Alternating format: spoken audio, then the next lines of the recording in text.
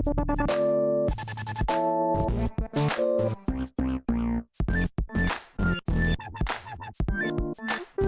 you know something that's been pissing me off as of late?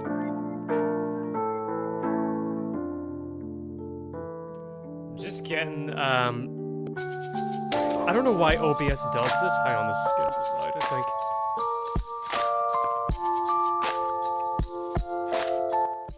Yeah, sorry about that. Let me turn that down.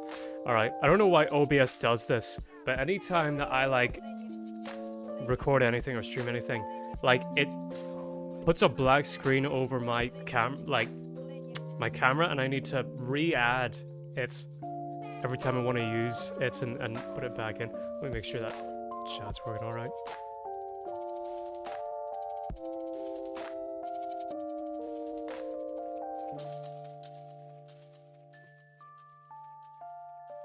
Is that even showing up? Yeah, it is. Okay. Good. Alright then, well, how's everyone else doing today? I'm gonna be streaming. Garmin said that he'll be on later on. Getting the streaming tab. I got some tea, I got some Nutella bread.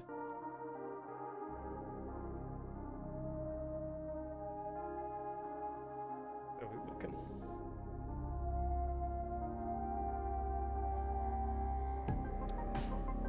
Try that on live.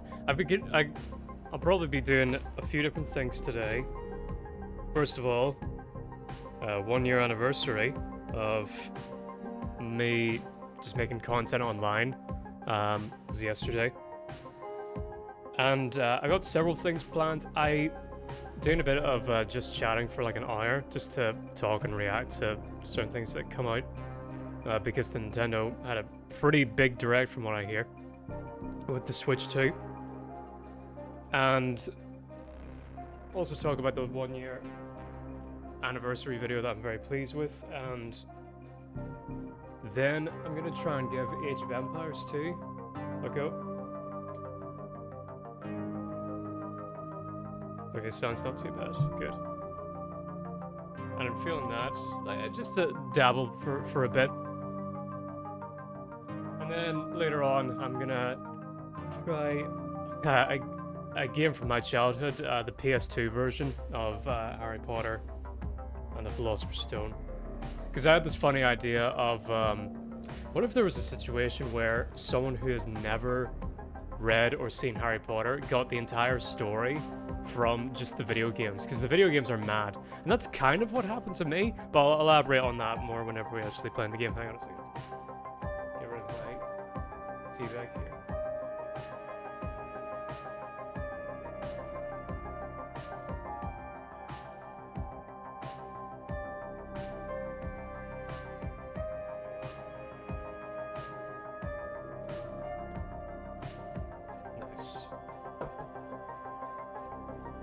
Okay. By the way, I'm just back from counseling earlier on, and man, I'm so glad spring's here at long last. Because like before this winter, I never used to believe in seasonal depression until this winter. This winter fucking sucked, man, and I can't really articulate why, other than just like everyone I knew was just miserable this winter for some reason, myself included.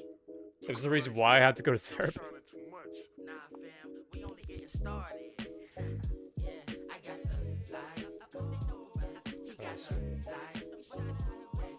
While I'm eating this, let's look at some of the things that were brought on from the Nintendo Direct.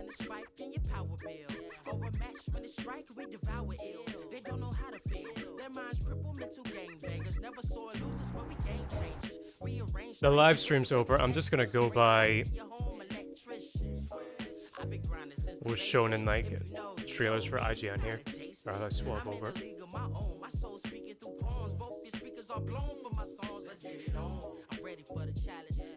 I saw this. Okay, like this is the big thing. Dusk Bloods. Let's see this. I understand. Turn the music off.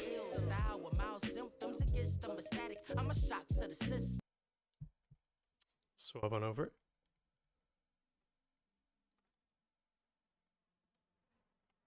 Oops.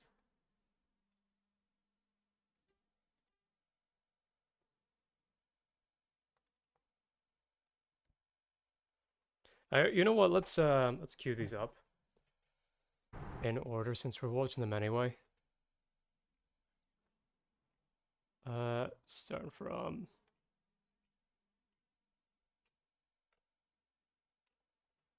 where did it start? Okay, all right. Start with Mario Kart, and we'll actually like have a look at the new Switch.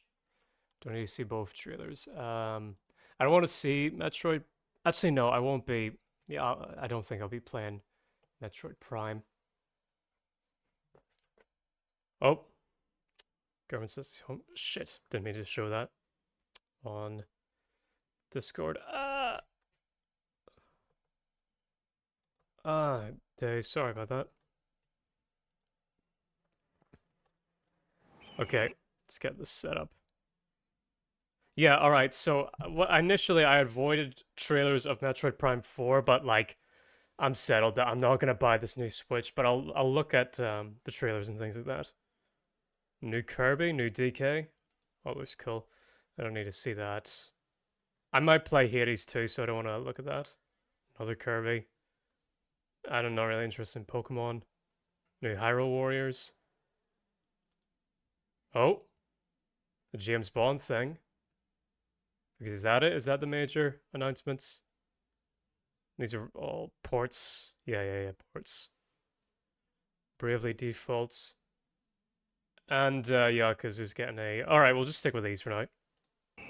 Let's have a look at this stuff. Mario Kart was one of the few games I could actually play with my sisters. So I'm a little interested just from that alone. Oh, is this bar supposed to be here? At the bottom? Or is IGN fucked up? Ooh, the quality's looking a bit crispy. That's not on my end. It should be alright.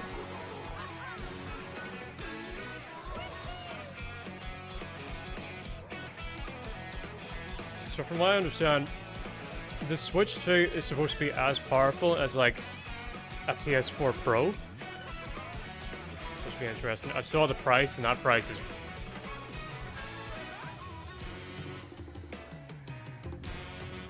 Oh boy. Consoles, man. I don't really think they're worth it anymore. Of those price tags.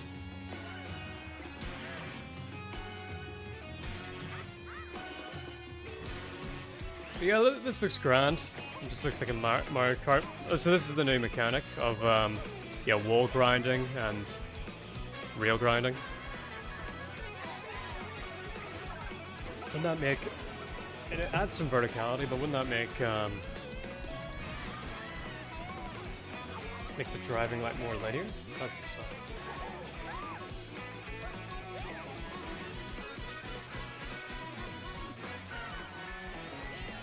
Who was my main whenever I was playing Mario Kart back in the day? It was Dry Bones.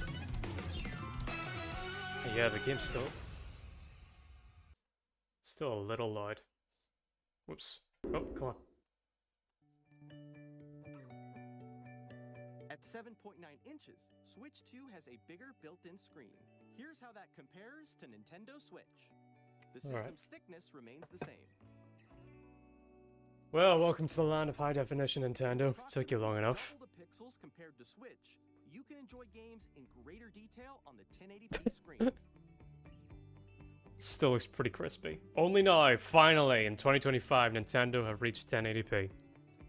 The screen supports up to 120 frames per second, allowing for smoother gameplay in supported titles.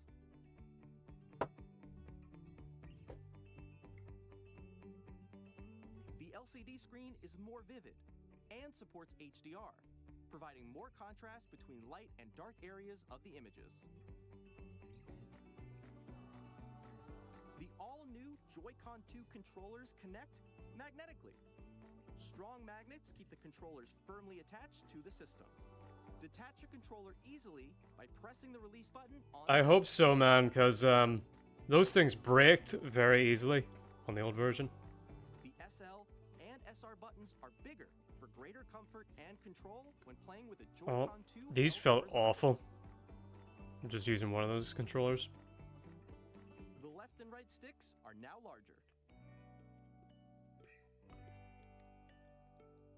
Each Joy-Con 2 controller can be used as a mouse to play with competitive games.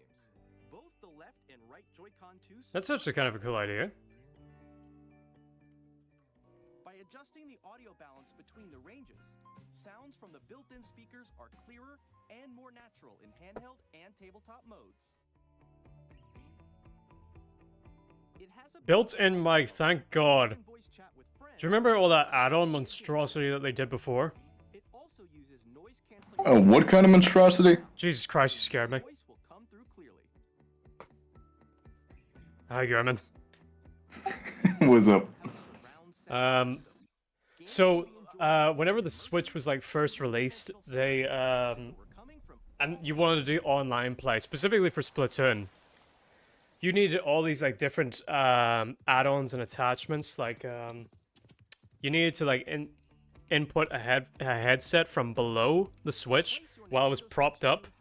It was awful. Oh, that sounds terrible. Yeah. It was so bad. I remember that one animator who's famous for like having the bright lights glasses. I forget his name. He made a whole cartoon about that. It's handy for connecting a USB-C camera or charging in tabletop mode. Let me just check your audio real quick. Nintendo Just talk Switch for a little 2 bit. Comes with 256 Gotcha. 8 times that of Nintendo Switch. Alright, so I can talk about, the fact that today's You're a video little is on the brought low to side. you by Raid Shadow Legends. Use the Nintendo Switch 2 dock to connect to your TV and enable Okay. up to 4K resolution for compatible games. HDR is also supported in TV. Right, what you streaming today? Okay, so I'm gonna try and do several things. Little bit of a chat because I'm eating something here and reacting to what was shown in the Nintendo Direct because I still haven't seen it. Then I'm gonna try a little bit of Age of Empires 2, like maybe an hour of that, and also show off this one RTS game I've been interested in. And then On Nintendo Switch 2, I've got an emulator of the first Harry Potter game because I wanted to play that, and the Harry Potter games are madness.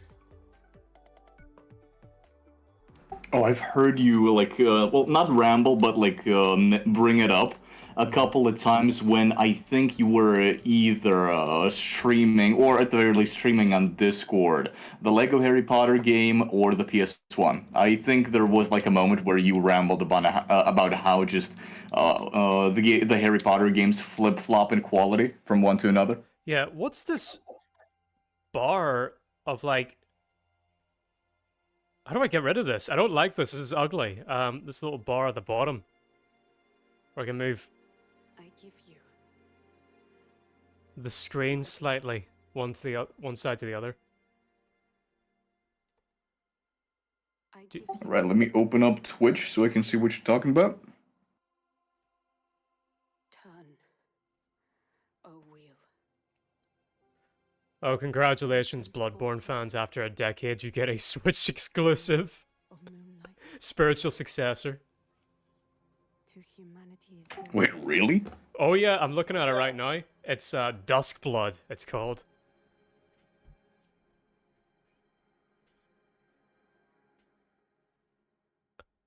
After 10 years of Bloodborne fans getting screwed over by Sony exclusives, now they're gonna get screwed over by Nintendo exclusives.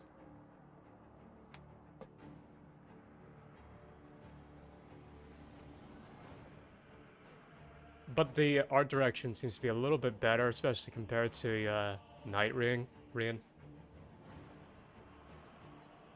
Looks pretty interesting. So since you said it's a spiritual successor, it's a completely different dev team, right? I think it's a different dev team. However, I believe the OG Dark Souls like director Hayataka Miyazaki, he's in on this. I know he's not for Night Rain. So, like right out of the gate, we can fly now.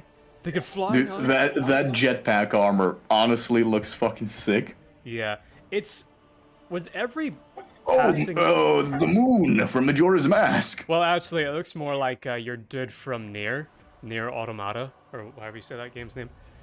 And this game seems to be about vampires. Real vampire mood lately. It seems media's in like vampires appear to be back. Like we've got Nosferatu remake. We've got this, and also the Witcher guys are also making their own vampire game. Close your eyes and contemplate now the moon. Oh, that's interesting. To depart. I pray that You ever played The Witcher? carrier of blood. Only the third one, and I haven't fully played it through. I've only played like the first, I think like 3 or 4 hours or so. All right. I'm gonna get back to that game. It's been ages since I played it. I wonder if it still holds up.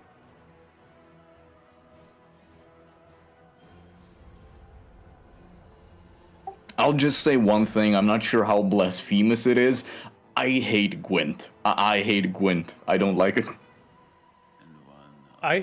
Well, here's the thing. So in every RPG, there's like a trend to put in some kind of mini game in there somewhere.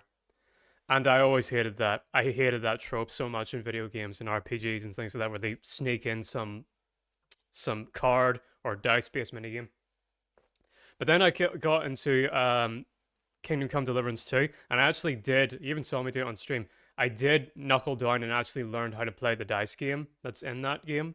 And now I really love it. So I'm thinking like, maybe I should have given those mini games another chance. So like, if I ever play The Witcher 3 again, I am committed. I will learn how to play Gwent. So who knows? Maybe I'll love it. Gotcha. The dice game, like, off the bat, like, even watching you play it, like, the dice game already seemed a little bit more interesting. It's probably just me, because I'm not the biggest fan of card games in general. Like, I play your typical poker, blackjack, or, like, regular cards. I'm not sure how it's called in English, but we have a game, like, it's called a Fool, where you just every round you shuffle cards and beat each other cards with the stronger number or the stronger what's the word title essentially. That's a cool way to use. So this is a new thing with the Switch 2. You can use the Switch 2 controller as a mouse. That's a really cool way to use that in Metroid. Oh, okay. I like that. Yeah. Especially for like, I really hope more first-person shooters, if they come to Switch, incorporate that. Because like, I am still the like a controller guy at heart, especially like even when it comes to shooters. Like, I just prefer the feeling of the controller. But having an ability to instantly switch from your typical controller controls to mouse and keyboard is like a gimmick that I really love, and is kind of something I never knew I missed out on before I got into PC gaming. And like on PC, having an ability to just plug in the controller, play the game with the controller, plug it out, play with MNK. Just the very fact that there is that variety appeals to me very much so. So we got a new Kirby racing game. I forget what it's called, but I remember there was this absolutely insane Kirby racing game for the GameCube. I forget what it's called, but I've heard a lot of people, like kart racing fans, say that low-key, it's actually one of the best kart racers out there. Oh, I never knew Kirby racing games existed. Gotta give it a try. It's like, I think a big reason why people liked it so much is because it might be second only to F-Zero. It might be the fastest kart racer, because Kirby goes in like insane speeds in that game, from what I understand.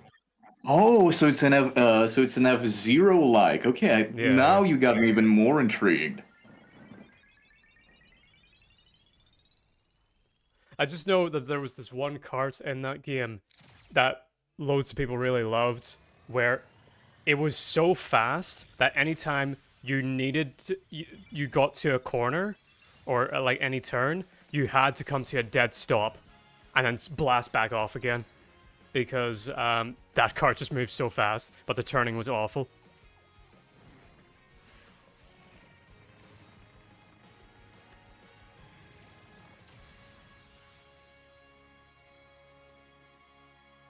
So, cool that Kirby's getting another racer. Yeah, that's pretty nice. That's pretty nice.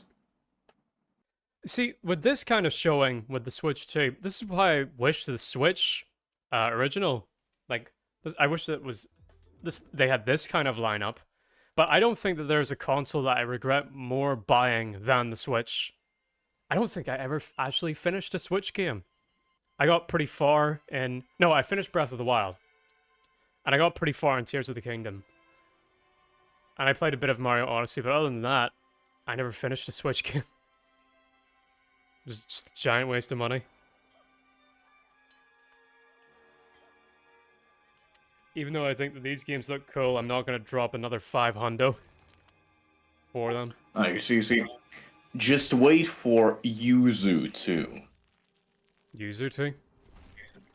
It's essentially like I have Yuzu. It's a Switch shmemulator. Just wait for its next counterpart. Oh, isn't another. Oh, wait a minute. So this isn't. Okay, this looks interesting. Like fully 3D Donkey Kong Collectathon. Like finally, like a successor to DK64. Oh, and it looks like for a second there, I thought it was going to be an addition to Mario Odyssey, because doesn't this where was it? Let me show it here real quick. Doesn't this look like one of the Mario Odyssey worlds? I forget which one, but it's the one with the goo in it.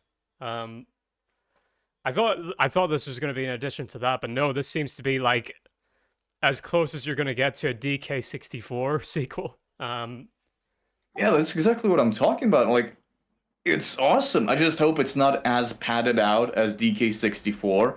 And if it's not, then, man, Yuzu 2 can't come soon enough. And also, I'm digging this, that they're actually taking advantage of Donkey Kong's destructive abilities. Oh, this looks cool. I'm not going to get it again. Yeah, it is I'm not absolutely sick. I'm not going to get a Switch 2, but damn, I wish I could have done this. Just wait for Yuzu 2. Yeah.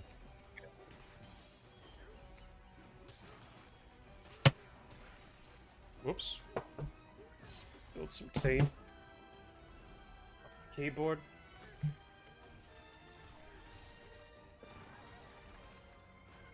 Oh, but there is a bit of side-scrolling. Okay. See, I thought then the next DK game would be another side-scroller. Well, I feel very happy for Uncle Al and Video Game Donkey now.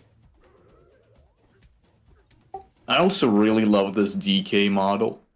Yeah, this is fun.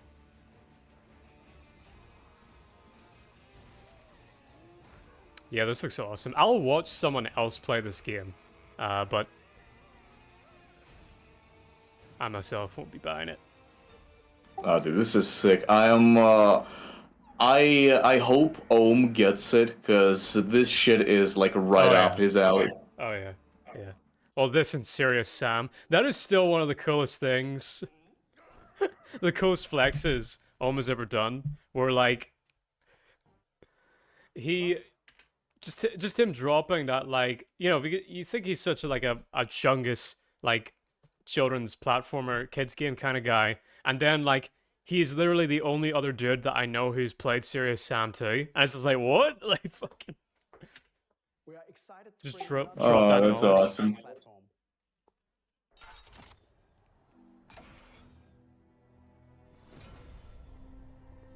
And he's, like, super into it, too. Because Serious Sam 2, that was a weird game, but I kind of dig it. I've never played it myself. I've only seen my ex play it, but the vibe it gives off, honestly, James Bond.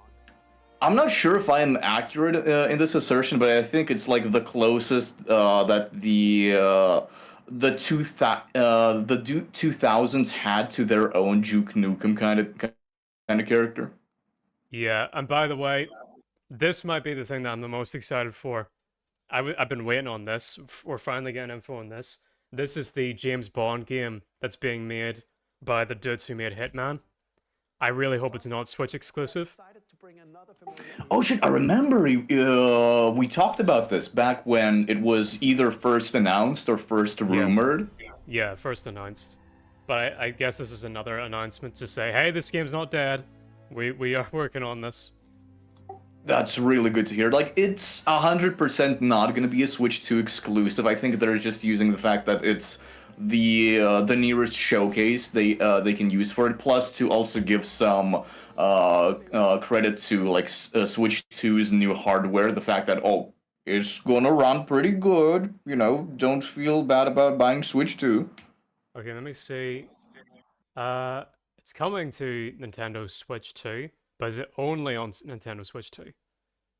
Yeah, exactly. They would have like flaunted the fact that it's a Switch exclusive if it were so. Yeah, because I'm excited. You can tell that IO Interactive they were gearing up for this because Hitman 3 was already kind of a James Bond-esque game with the big push on gadgets in that game. So I'm like, this is a match made in heaven as far as I'm concerned. I'm so excited for this. Although the fact that their publisher is Amazon is kind of concerning. But anyway, we'll see. Also, Eon Productions. What's that? Eon Productions.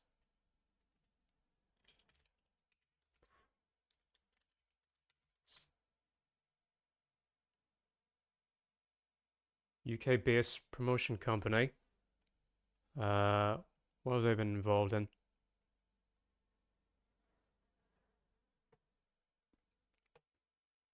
Oh, they're more of a film. Oh, is this the company that owns the Bond license? Yeah, I'm gonna take. Yeah, that seems to be the case. Yeah, they own James Bond. Okay. But I saw a headline there. The CEO of Eon Productions didn't like 2000s. Okay, they're not talking about the video game. All right then, that's cool. I hope that this doesn't get locked into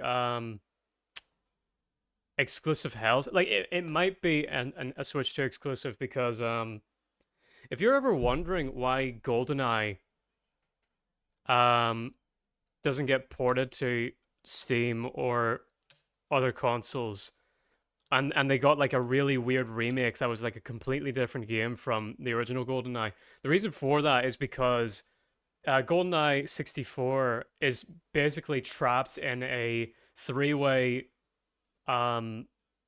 copyright tug of war between the Bond license, Nintendo, and Rare, and all three of them like own different portions and can't come to agreement. Same situation as like Spectacular Spider-Man, if you're familiar with that. Ah, yeah, I see, I see. Aye. So yeah, that was the Nintendo stuff.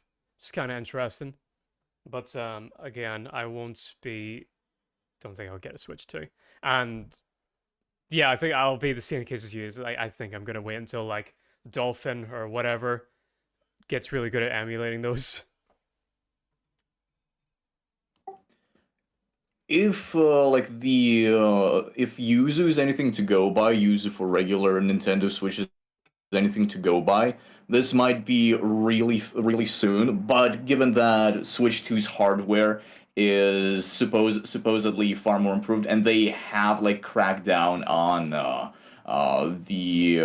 shmemulation of their software, it might take a while. It might take a while. I think the team that worked on Yuzu have been like dragged through court because you can no longer download it. At the very least, not in the places where I have it downloaded from. I literally downloaded it like a month before it got cracked down on, and it was literally purged from the internet for a while. Yeah. Like Nintendo are so adamant against that, and they're adamant against other things, man. I saw. Okay, I'm not going to say the name of this. Right here's something interesting.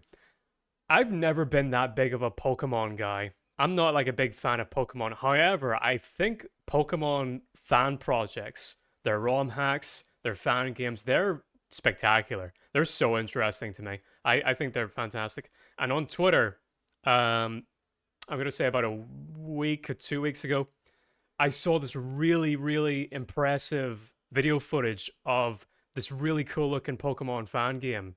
I'm not going to say what it is because, man, that video by Wooly will never not be not be relevant. Oh, you're making a fan game? Shut the fuck up. Don't talk about it until it's absolutely done. Tell no one. Yeah, exactly, because otherwise it'll get fucking purged. Yeah, exactly. And that's what happened with this Pokemon. That's what's happened with this Pokemon fan game. Where it looks so cool, and then it went on Twitter. Like someone posted it on Twitter. Like, look at this gameplay. Someone's making this Pokemon fan game, and then some dickhead in the comment section tweeted at what are they called? Games Freak. Who are the people who make Pokemon? It's Nintendo, and what's the company? Is it Games Freak? Oh, I think you might be right. Like Games Freak does ring a bell. Well, like I think like they have their own studio like called Pokemon Group or something. One moment. Yeah. Well, the guy went at the official Pokemon developer Twitter account. Why can't you make something like this? And then everyone in the comments is just like, "You fucking idiot! Like, why are you doxing?" Like, he did basically the equivalent of like doxing the you know. He's like it's like a World War II and the Nazis are like going door to door, and then this guy basically went, "They're in the ceiling." You know? Yeah, damn, that's fucking horrible. Also, yeah, you were right, Game Freak. That's the dev Yeah. studio. Yeah, he added Game Freak and then deleted his tweet, and then in the comments was just like, "I'm so sorry. I've committed a huge act of dishonor," and then everyone was just sort of like, "You're a fucking retard, learn." Because all right, anyone in Twitch doesn't know what we're talking about. I'm just gonna post this video by Wooly fan game video. Yeah, the guy who added Game Freak was straight up. I want to apologize for my serious and continuous lapse of judgment. Yeah, here we go.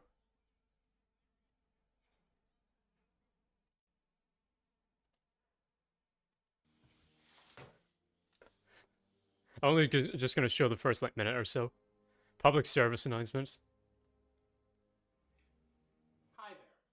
I'm an irrelevant YouTuber, and today I'd like to talk to you about your video game fan project that you've been working on. Your sick-ass tribute to your favorite franchise. If you or someone you know is working on a really cool fan game, shut the fuck up about it. No, seriously, shut the fuck up. We don't want to know. Now you might think, whoa, hold on a minute. That's pretty rude. In fact, that's a little bit crass. And you know what? You're right. But hey, I'm just here to make a suggestion. Before old Mr. C&D shows up. In fact, dare I say this, if you're one of those Yep. Yeah. So yeah, you get the basic gist of it. Of like, don't say a word about your fan game. If you're making something cool like that, say nothing until it's done. And then when it's done, just spread it across the internet as fast as you can, so that like, even if you get As many people can download it Yeah. before it gets taken off the and internet. immediately shut down. Yeah. Okay then. Let's play a little bit of Age of Empires, I think. By the way, man, I mentioned this earlier on the stream. I just got back from council. This is my second last session with the counselor, and man, I'm so happy that spring is here and we're out of winter now. Because here's the thing about me, I actually didn't believe that seasonal depression was a thing really until this winter. Because man, this winter, I can't explain it. It just fucking sucked for everyone involved, I think. Ooh, that's loud.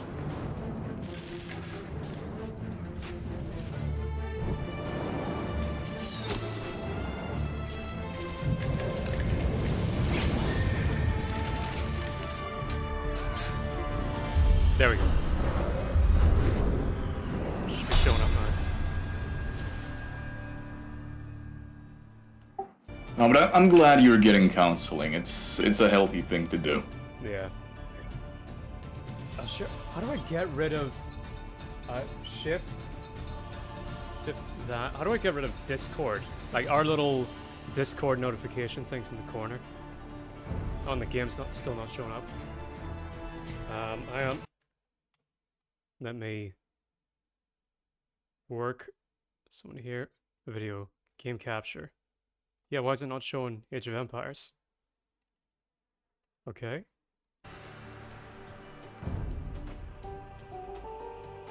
The fuck? Okay. Let's try... Okay, we'll do it by display capture then. It's not quite as good, but we'll try that.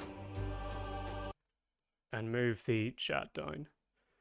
Here-ish. Let me test this out.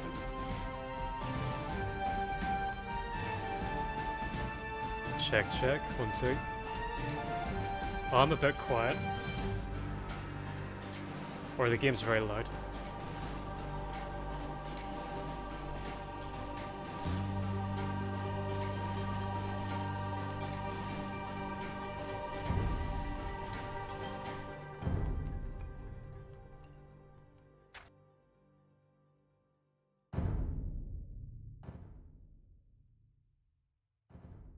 Let's bring it down for a bit. How's that? Right. Okay, that should be alright. So... Oh, wait, hang on. Before I actually play this, I want to show you one more thing. So, last time I played a bit of Command and Conquer. And, I liked it, and I'm still interested in it, and I think that the soundtrack is great. However, it was brought to my attention that, like a spiritual successor to Command and Conquer is being made, and I think this is like probably more what I should play as like an introduction. I think, what's it called? It's gonna be released soon, actually. Let me. Was it Event Rising? Something Rising? Tempest Rising, yes. Tempest Rising. Okay, check this out. I'll show this for a bit. I think, because I do, like I said before, I do want to get into strategy games, and I think this would be a great introduction, and this is coming out very soon. So I'll play this whenever this is coming out. Swap over. Display capture, yeah.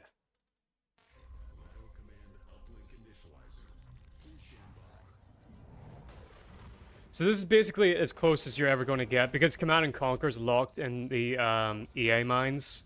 This is as close as we're going to get. So I played. Oh shit! Do EA own the IP? Yes, and they're using it for smartphone games. Ah, damn! For some reason, I thought 2K owned them. No. No, you might actually get a good game out of 2K now and again. You can count on me to see it through. I think you should see this. This obviously takes itself way more seriously than Command and Conquer, but they're definitely going for that aesthetic. And it would be good to be like a part of a new RTS rather than constantly going back to an old one. However, I will be trying out older RTSs and playing, well, as you're about to see, I'm playing Age of Empires right now. So back to that. So, to my new follower from my last stream like that, I look forward to that, but we'll play a bit. Oh, I should probably... I'm just gonna change over my stream from just chatting to Command and Conquer, or from Age of Empires. Okay.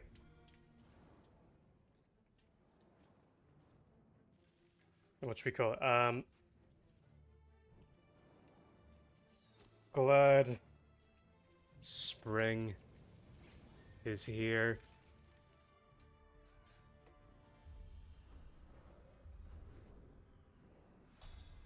And get me on full screen there. That spring is here.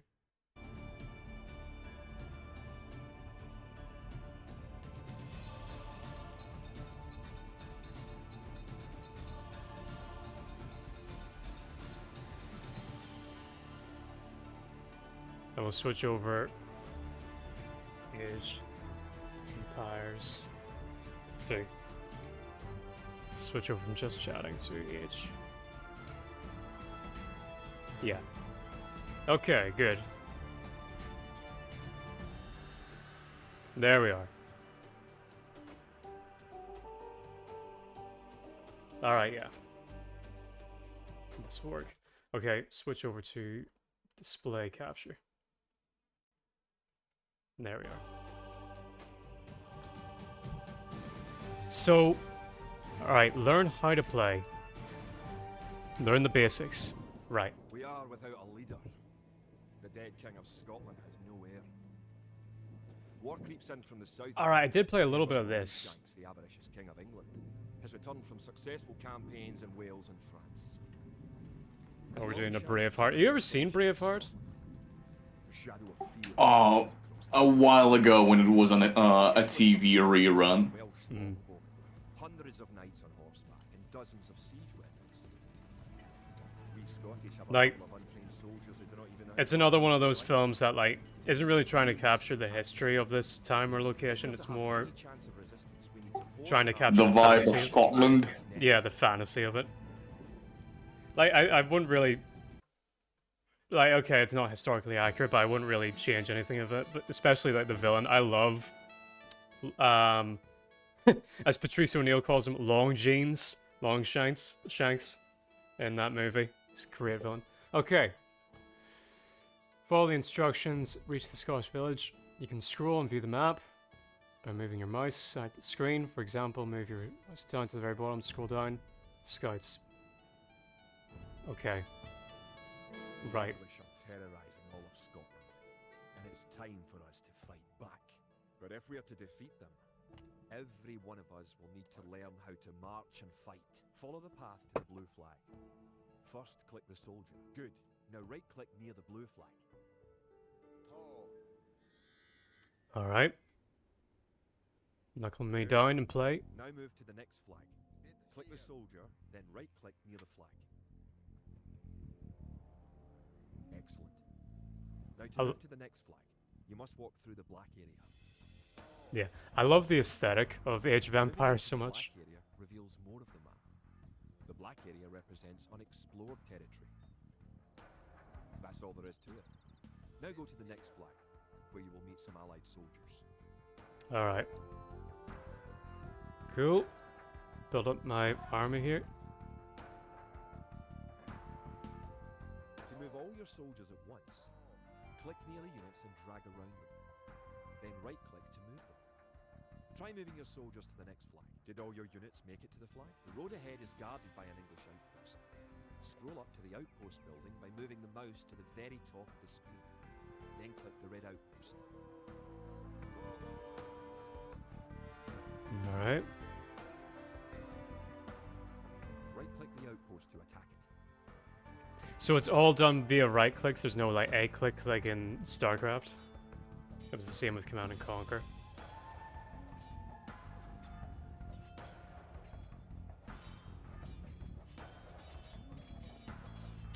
Alright, good stuff. Run, my children. How close can I get? Alright. Well, the zoom out doesn't do much. Zoom in and out doesn't do much. But how much can you zoom in? That's it. Oh, copy that. Is destroyed. That should slow the English raids. What are you? Keep following the path to the village. Yeah, all the like the little towns and things like that. I love the look of them. Home sweet home. Yeah, it's real nice. But wait, the English are angry that you destroyed their outpost. They're coming to attack the village. Now, will they just generally attack in the direction, or? Just click your soldiers and right-click the red English soldiers to attack. Defeat the enemy soldiers, and you will have won your first battle. Over here. No, I need to click on each individual unit, or... Oh, maybe. Now you know how to fight back against the English army. Or can I have them, like, auto-attack a enemy? Or any enemy that's nearby. Scotland has soldiers now, if only a few. But if we are to turn back the greed of Edward Longshanks, we'll need many more recruits and much more gold in our coffers. These ancient stones and oaks around us will soon be drenched with the blood of clansmen. Want an achievement? Nice. So these are the Celt faction, even though they're anything but Celts. Oh. I don't think that's simple ever. So, we got the English flag, or the flag of the royal English family, and then just the general trifecta symbol of the Celts. An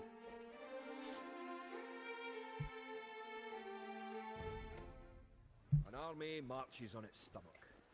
Or so the old saying. I think there is a Russian faction in this game My you can play clansmen as. have been farming and tending sheep for hundreds of years.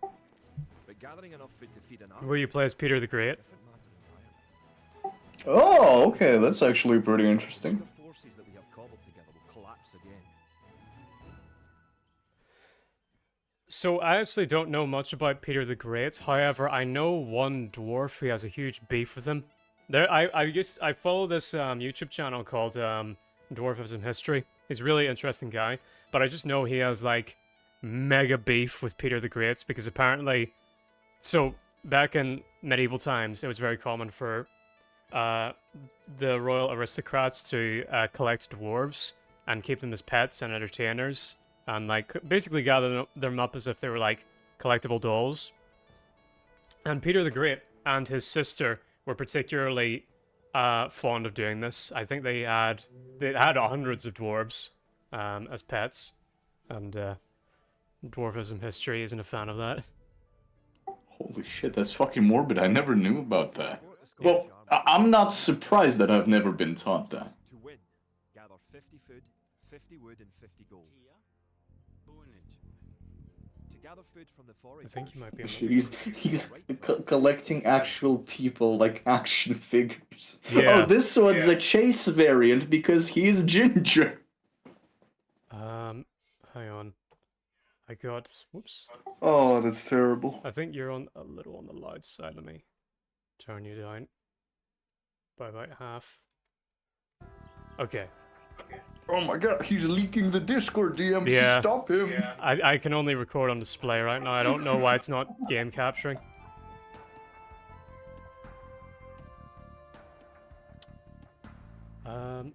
Okay, so right click. Building. Got the 50 wood. Whatever. Can I recruit? Peasants. I need meat. Right, can I build a ton? Sorry, I wasn't paying attention. How do I build stuff? B. Set rally point. Nope, that's not it. U. Oh wait, hang on. Buildings. Build house, yeah.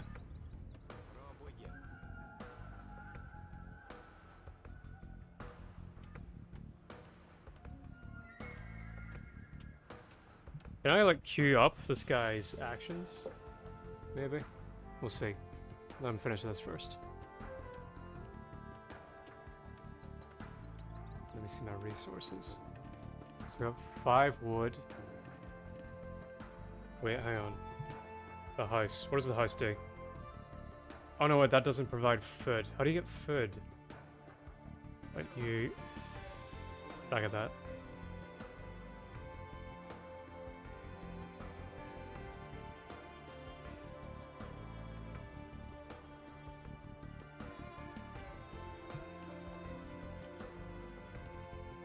Buildings. What's like a way to gather food?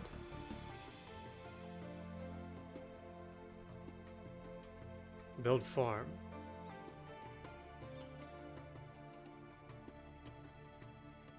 Okay, that's probably what I'm looking for.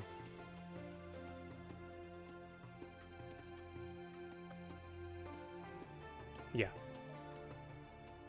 Okay, I think I got it. And how do you get gold? Oh, mine it.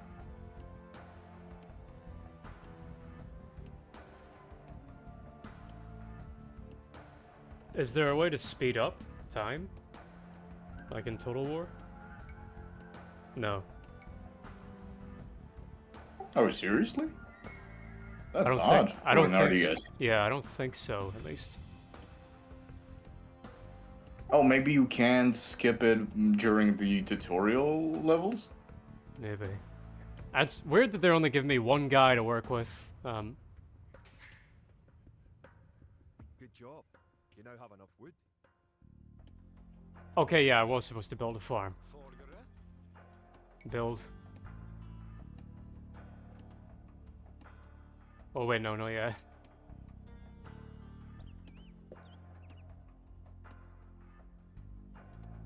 Come on, boyo. Giddy up.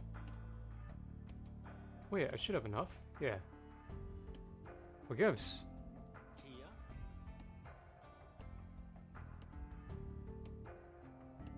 Well, let me be. Okay, hang on. Let me. I might have to restart. Just to load. Are you sure about that? Just to see what he actually wants me to do. Hang on. Yeah, autosave.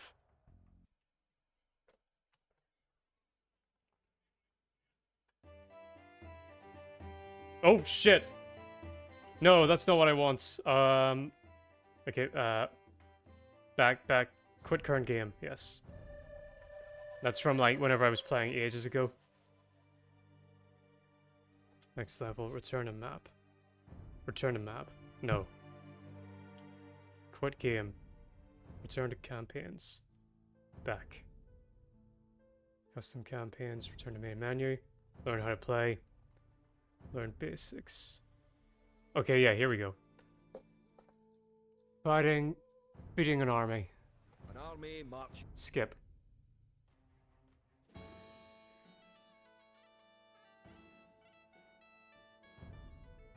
Villagers can gather food, wood, and gold and stone that can...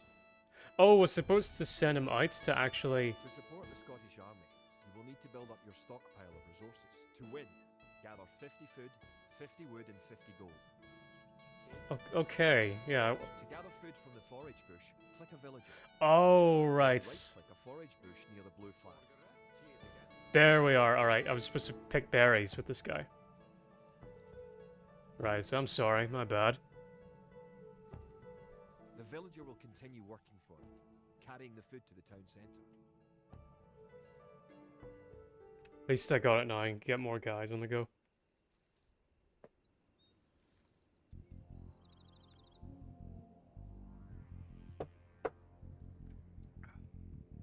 The amount of food you have is shown in the upper left corner of the screen. In addition to your food stockpile, you can Hey, see your 50? current wood, gold, and stone stockpiles. The more villagers you have, the Oh, faster right, you there can we get go. resources. Assign your new villagers to gather food.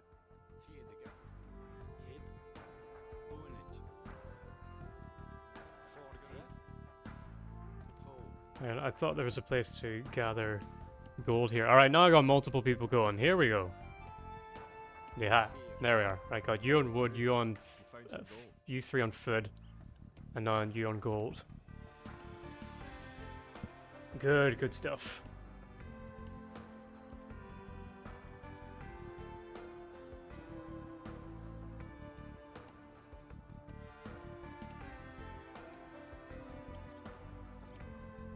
Right, cool.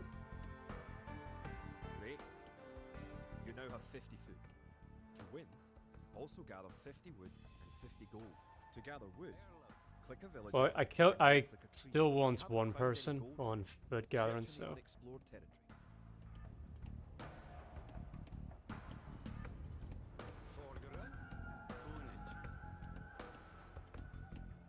Just to keep it going, because I'm probably gonna need more stuff.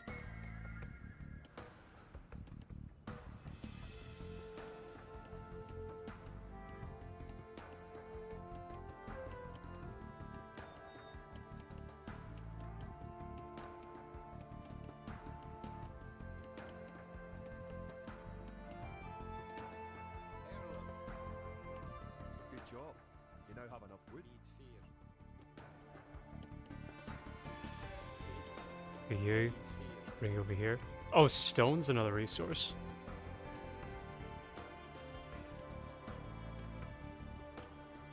Oh, but he won't gather it. Alright. We'll keep you on wood then.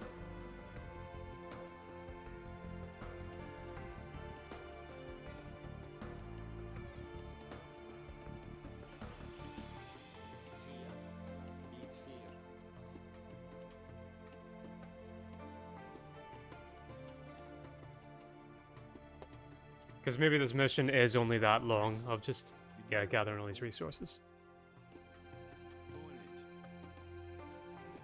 You're well on your way to making a city. Right. Q. That's such a strange hotkey. Okay, yeah, alright. I was overthinking Edward that mission. Longshanks, for all his disrepute, has shown his military tactics in Wales, England, and France to be very effective, if not cruel and ruthless. He is indeed an enemy to be feared. The English sacked the town of Berwick-upon-Tweed. With that, I could call it a battle, but it was truly more of a massacre. Grim fella. Unless we organize our army, there will be more massacres to follow. I pray that we can be ready when Longshanks comes. I know Longshanks was the inspiration for a character in Game of Thrones called Tywin Lannister. In villages throughout the Highlands, there is grim talk of skirmishes between Scotland and England.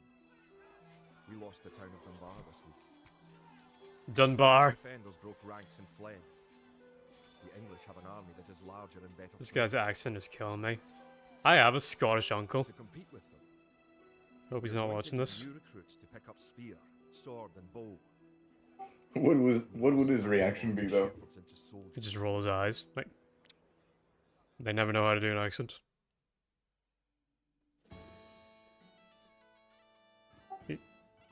Who the fuck are you? Jesus Christ! You. That's so loud.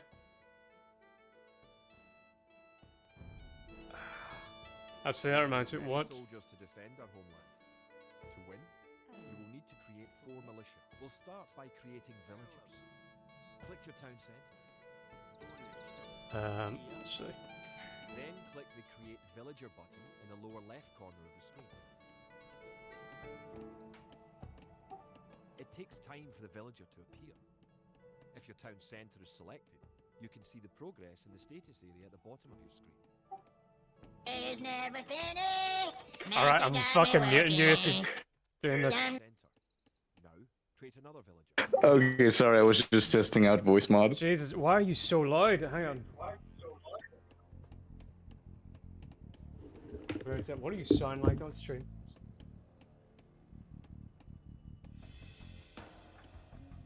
Right, let me check. Hang on. Yeah, on stream it seems fine.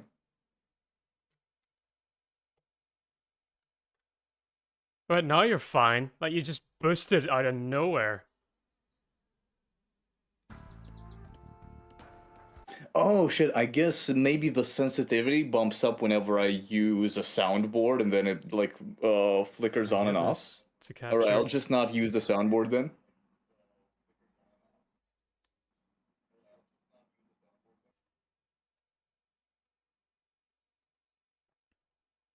Yeah, don't. Stop that. Copy that. What display. was the Okay. soundboard like really bass boosted?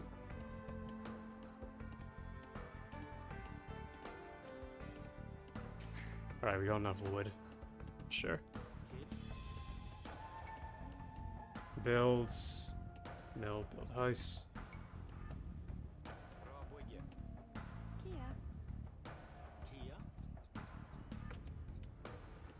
Build military buildings. Build outposts. Gates. Oh no, I don't know what building that you need for fucking. Cannot be converted by monks. Upgrade line. Shit. It's the building for.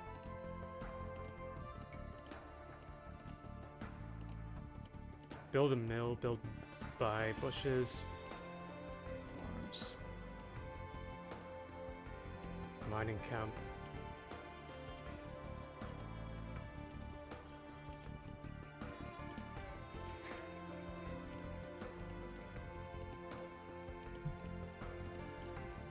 So, can you go back and see, did they mention how do you build? What am I supposed to be doing? That's what I've been trying to do, but I don't think unlike the YouTube streams, I don't think you can You skip can't back go on back. Twitch. Fuck me. Because I tried to use the clip function for that, but the clip only allows you to go back 1 minute and 30 seconds, and that's it. Okay, restart. Just be quick about it.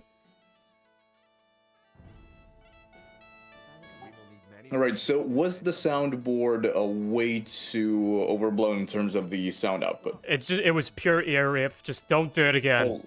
Oh, okay. I'll work on it. I've only installed this Nope. app a couple No, of no, days no, ago. no. Don't. I need to pay attention to what this game wants me to do. No, don't worry. Like I'm talking about in general because I want to use it for whenever I run D&D. Okay. Then click the Create Villager button in the lower left corner of the screen. Okay. It takes time for the villager to appear. If your town centre is selected, you can see the progress in the status area at the bottom of your screen.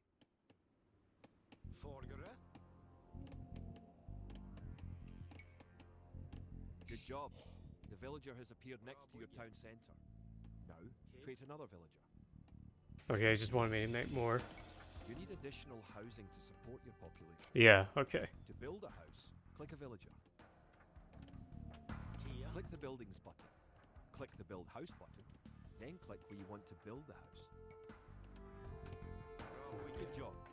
Try building another house. Wait, did I, If more than one villager builds, yeah, okay. it will go up faster. It'll Each build house faster. supports 5 units. The population indicator at the top of the screen shows your current and supportable population. Other buildings are made just like houses. Try building a barracks. The barracks is a military building. There we go, okay. Actually build... back.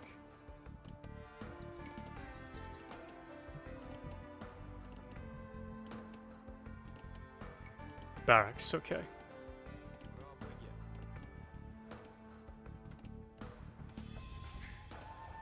We'll get 2 more villagers on the go.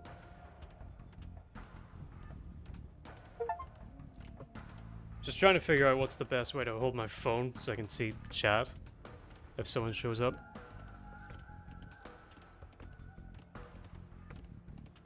Oh, you could buy like a tripod. Yeah, no, just in a way that, Complete. Now you can create soldiers.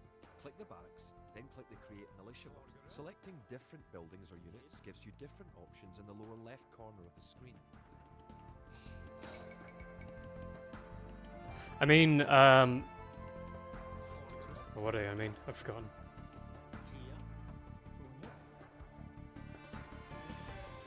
What was that? What was the question? Sorry.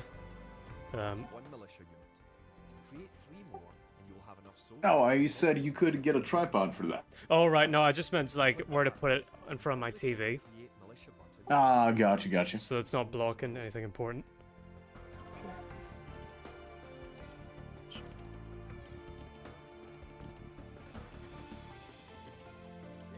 Okay, I got my soldiers on the go. Move them here. Can I get stone yet?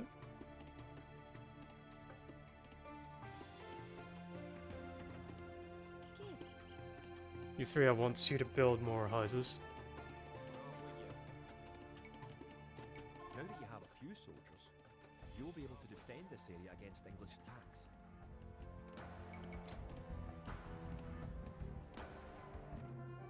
Alright. Okay. Now that we have militias stationed across the border, the English have slowed their raids. But facing Longshank's army will be another matter. The wicked English king is yet to bring his famous longbows to bear. Our militias can only get us so far. We're going to need more advanced weapons.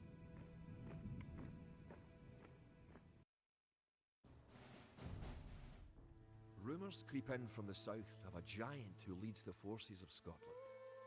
His great sword driving through earth, man and horse alike. Oh yeah, wasn't William Wallace, like, the legend is that he was a giant, but wasn't he only just like 6 foot? Which was a giant back in those days. Even now are smiths You know, still based. Yeah. crafting arrows and crossbow bolts. I know, well yeah, that's why, Longshanks got his nickname as well, because Longshanks, it's because he was tall and had long legs, and Shanks were, like, the armor that you would use for legs, I guess. The English use very advanced weapons and armor. To win, you will need to advance to the feudal age and repel the English raids. You're going to need to research some technologies of your own to increase the strength of your civilization. For example, researching loom makes your villagers harder to kill. To research loom, click the town centre, then click the research loom button. Good. Researching technology costs you resources, but improves your civilization. While researching, you can put your villagers to work and use your military units to explore. Kid? Okay. What do I want to build? Once. We got plenty of houses. Although we can always build one more. And build. I want you. You keep on with wood. I want you to build.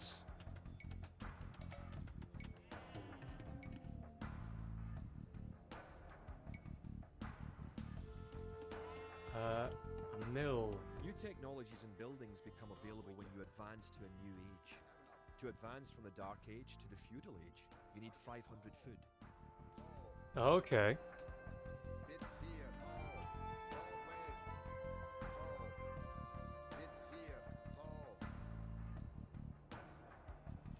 Explore these guys.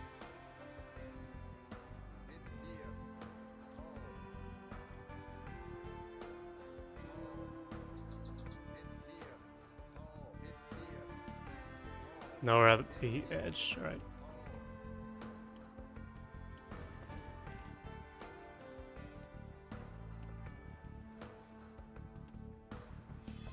Is there like a hotkey that I can like assign these guys? Yeah, as one. This is group 1. In addition to gathering food at forage bushes, villagers can herd sheep or hunt deer for food. Okay.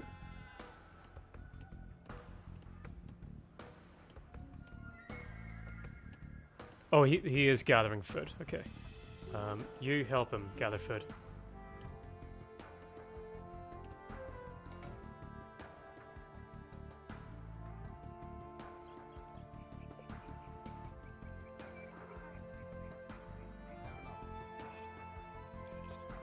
And you 3 gather gold. And I think that's everyone working on something. Yeah, I got 2 on food, 2 on wood, 3 on gold. I got these guys exploring.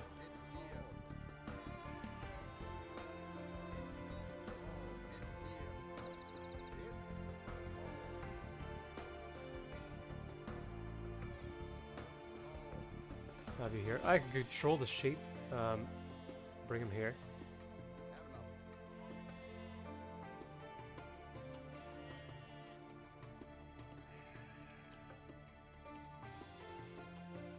So now we're about to advance to the feudal age, he said. Now you have enough food to advance to the feudal age. However, you also need 2 buildings from your current age. Now you can advance from the Dark Age to the feudal age. Okay. Click your town centre, then click the Advance to Feudal Age button. Advance to feudal age. Good. You're on your way to the feudal age. So that'll get me like better buildings and better soldiers and upgrades and things like that. That's the map explored.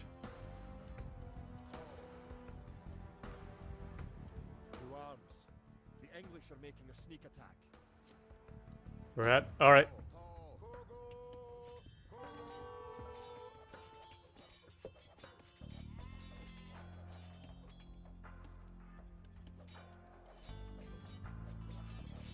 Get 'em, boys.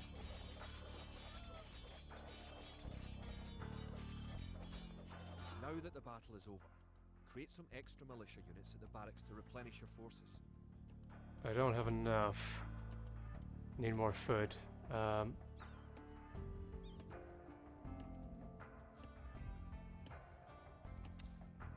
Take one of you guys. I don't need that much gold. Get you on food.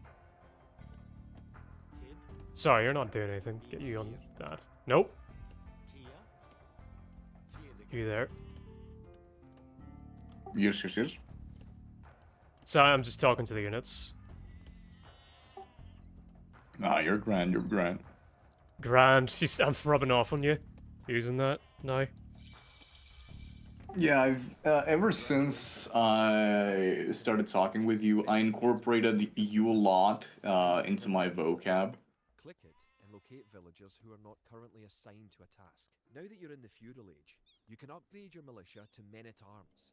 Click the barracks, then click upgrade to men-at-arms. Oh, that's handy. There's an idle... So if someone's not doing shit, then you can find a button to find them.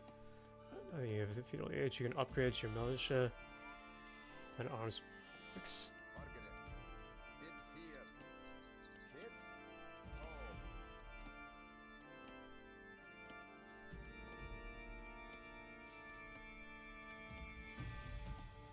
Okay, upgrade, patrol, guard, follow, attack mode, garrison.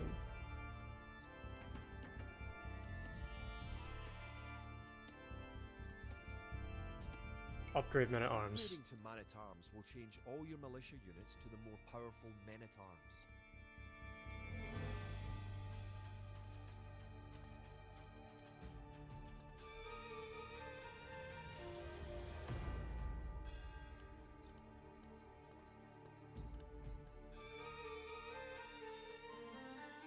Keep it up.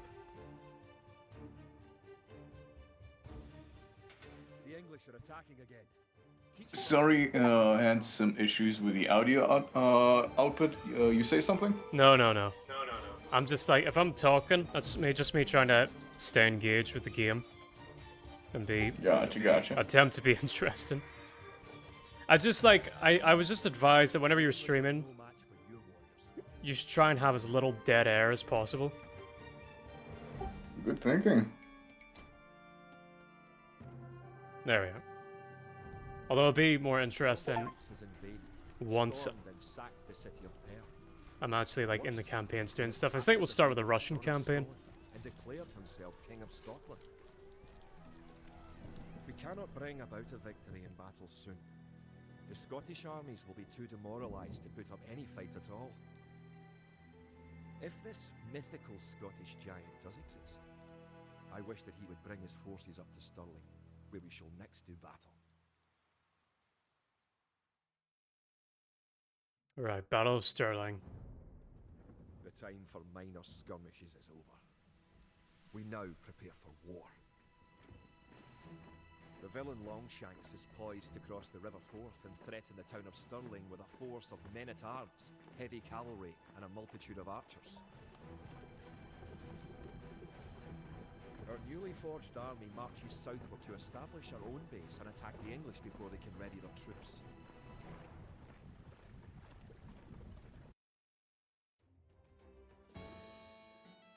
Defeat the English army and destroy their watchtower. Okay. The time has come to take the offensive. The English have a fort near the town of Stirling.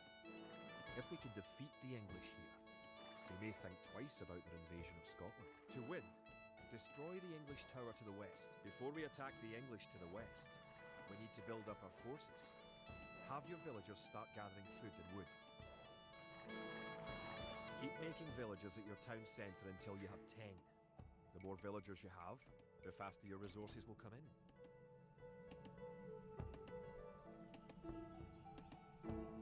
Nice. Cavalry are poor fighters, but they can see a great distance. You can use your scout cavalry to explore the rest of the map and find the English. You've found some sheep. Sheep are a good source of food, so send them back to your town centre and assign a villager to gather food from them. You can specify a location for new units to gather by setting a gather point. For villagers, click the town centre and click the Set Gather Point button.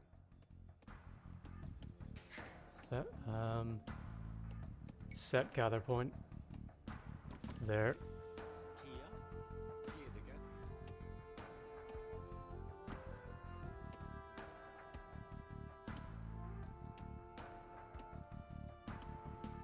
Oh, he just slaughters the sheep. Okay.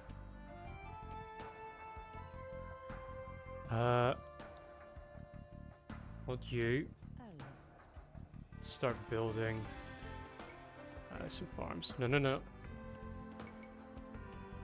Some houses.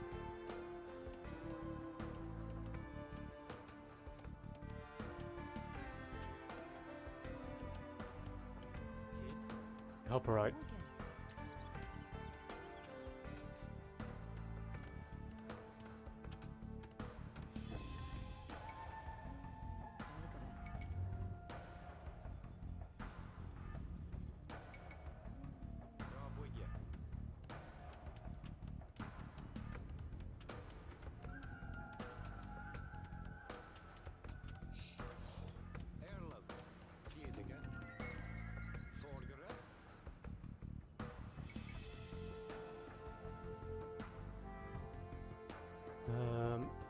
Here. Ooh, also, just quick question: are you doing anything on Sunday? Near your forage bushes. No. Would you like to reprise the role of Tyrion for the penultimate session of the entire Scalvaria campaign? Yeah, sure. Although I might need to refresh myself on. I'll need a new character sheet and refresh. Oh, myself. I'll have everything homebrewed prepared because this campaign has gone off of the official rules quite heavily in a lot of instances, just for the sake of keeping a few things balanced. So I'll have everything prepared for you, and I'll run you through like everything your character has been on. All right, no problem. Who's building that? Okay, those guys. You guys keep building houses.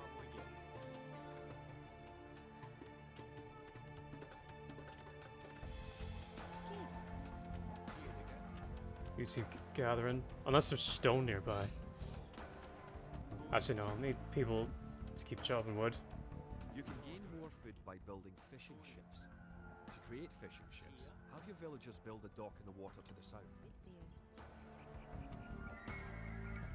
Fishing ships.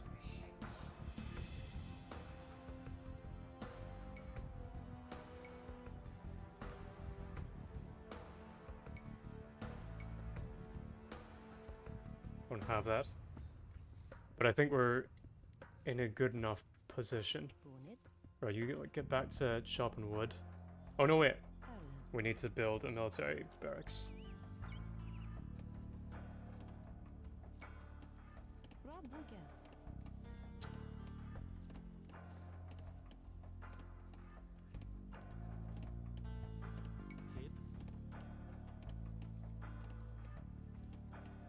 View on foot as well.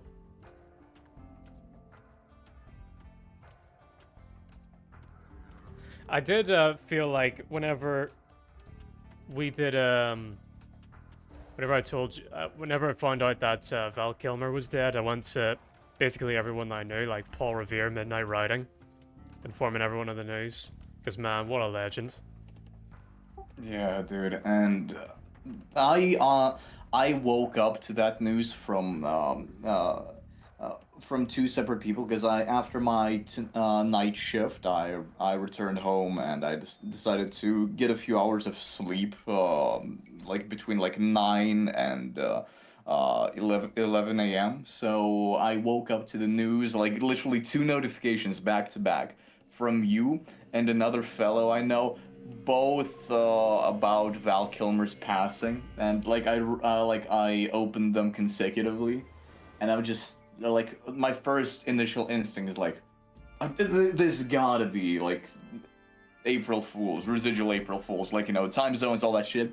Yeah. Then that thought sat with me for a little bit, then I realized, no, that's true, and fuck, that is fucking horrible. He was definitely one of my top actors of all time. He's always been my favorite person to my favorite Batman in terms of how he captured both the Bruce and the Batman sides of things, and I always yearned for him to play him more, but unfortunately that never came to fruition. I always wanted to see what he would do, maybe like if he were to voice him or reprise him as a cameo, like how Kevin did as Kingdom Come Batman in a CW cameo, just something to show the Val Kilmer Batman a little bit more love. And when you showed me Tombstone, him as Doc Holliday, holy Yeah. shit, that was so good. He also played. I didn't know this actually. He played God in The Prince of Egypt and Moses.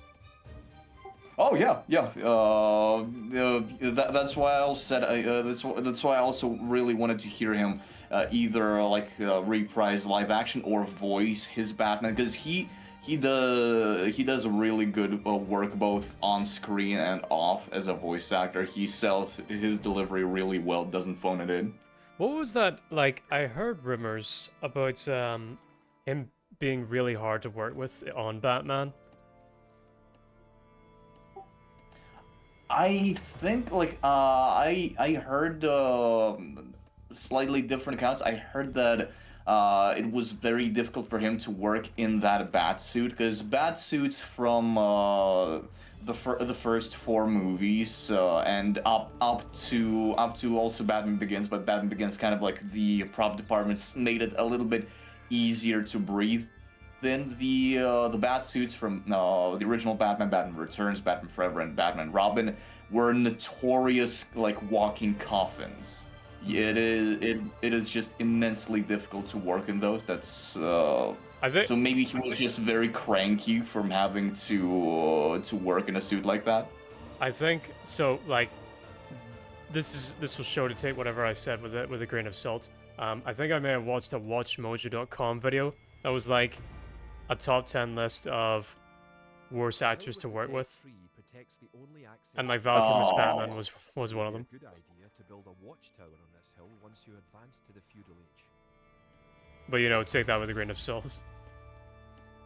True. There could have, or at least must have been some sort of conflict, because he was replaced with Clooney for the subsequent movie. Yeah, yeah.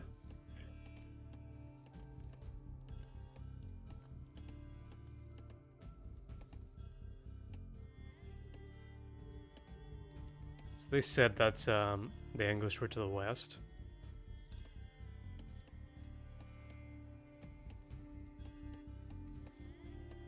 Just have my guy explore about. Can I build a mill or yeah, mining camp?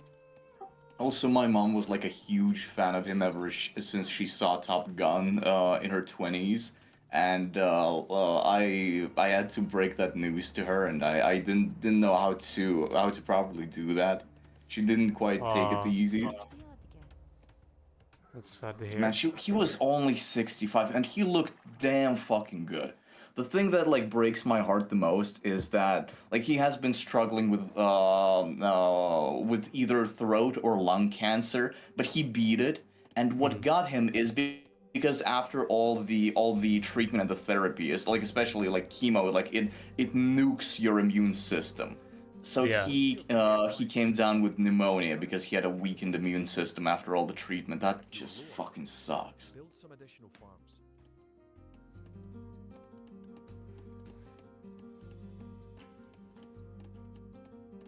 Don't forget, keep exploring the map.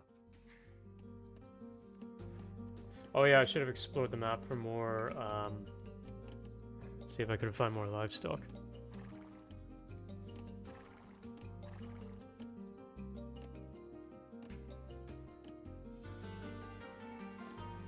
The English are coming to attack. To protect your villagers, you can use the town bell to garrison them at your town centre. Shit! Click your town centre, then click town bell.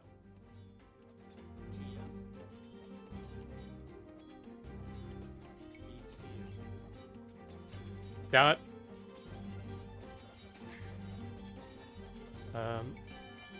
Yeah, all of you get in here. Safe and signed.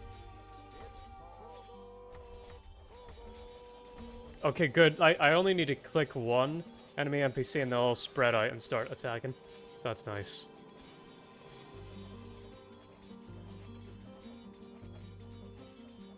Oh damn. Managed to get my ass kicked. Good. You defeated the English assault. Barely. If you have villagers in your town centre, ring the town bell again to send them back to work. Okay, and they all went back to doing what they're doing, I think. Or what they were doing before.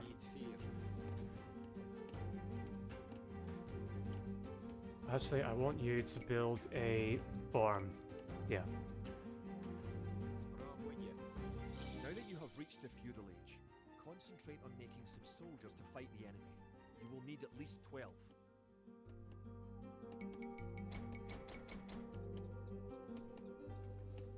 Remember, you can upgrade your militia to men-at-arms at the barracks. You should always upgrade soldiers when you can afford it.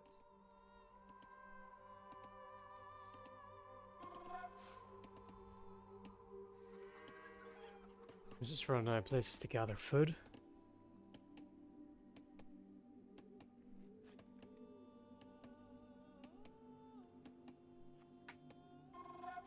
Kia. Trebach.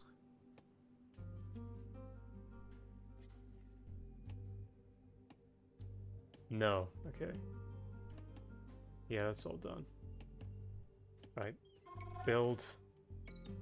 Farm. Should have made more of these before we started.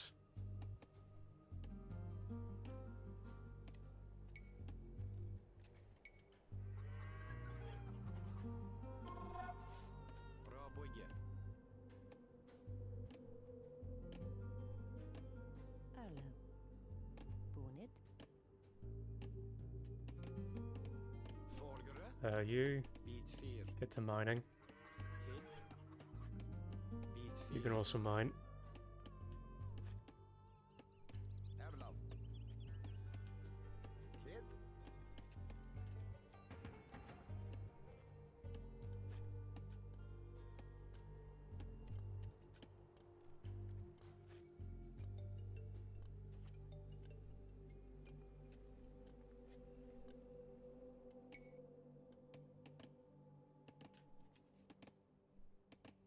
Upgrade you to man at arms.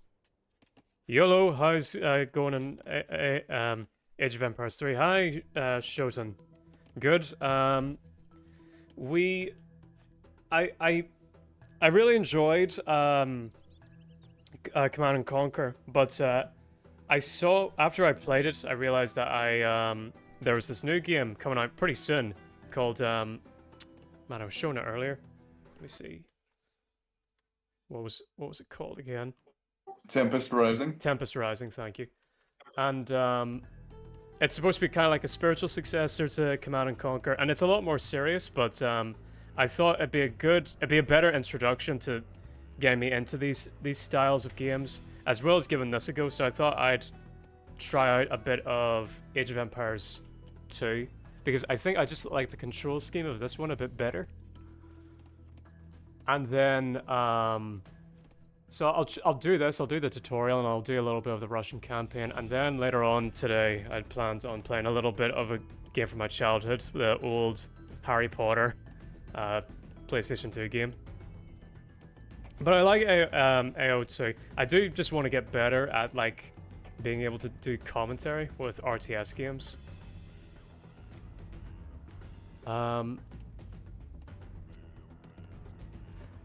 But I feel like my upkeep, like my actual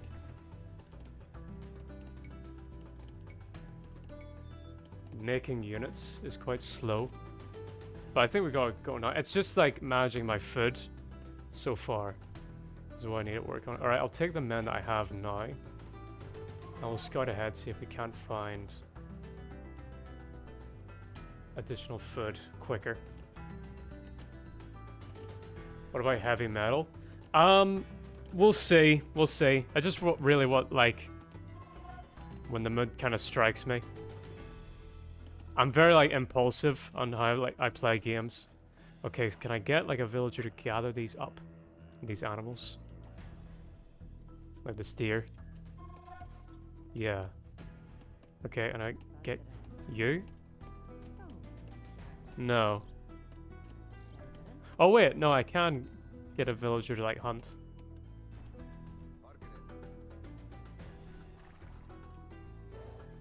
But let's see if I can find more sheep. And also, I'm digging the music on this game too.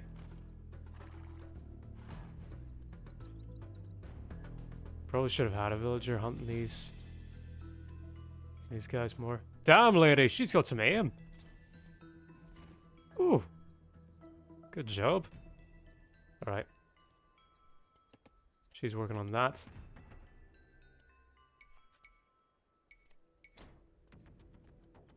Nearly have enough now. Keep you guys over here. Now you have a large enough force to attack the English. All right. base. Charge. Keep your villagers working just in case you suffer casualties and need to make more troops.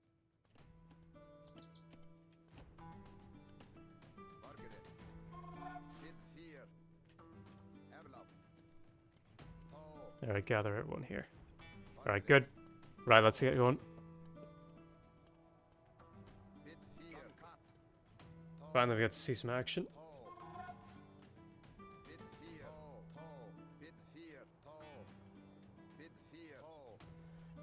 So now I think I know how to manage my NPCs to have them my food intake higher than their consumption.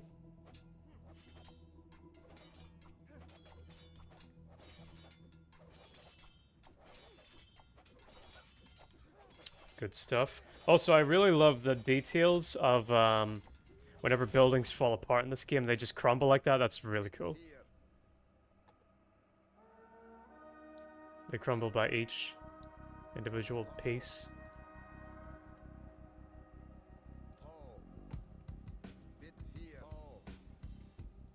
Oh, here.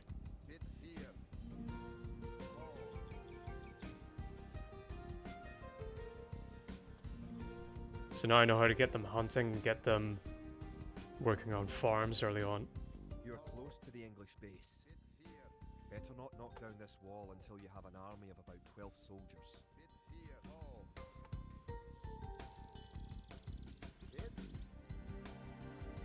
Get you guys over here, and then gonna set a gathering points to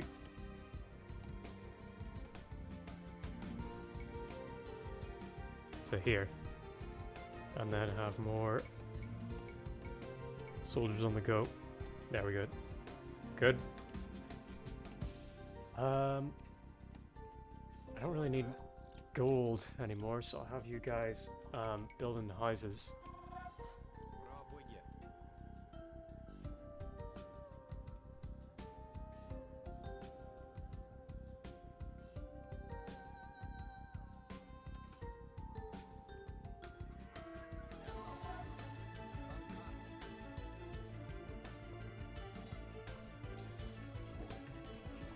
Stuff.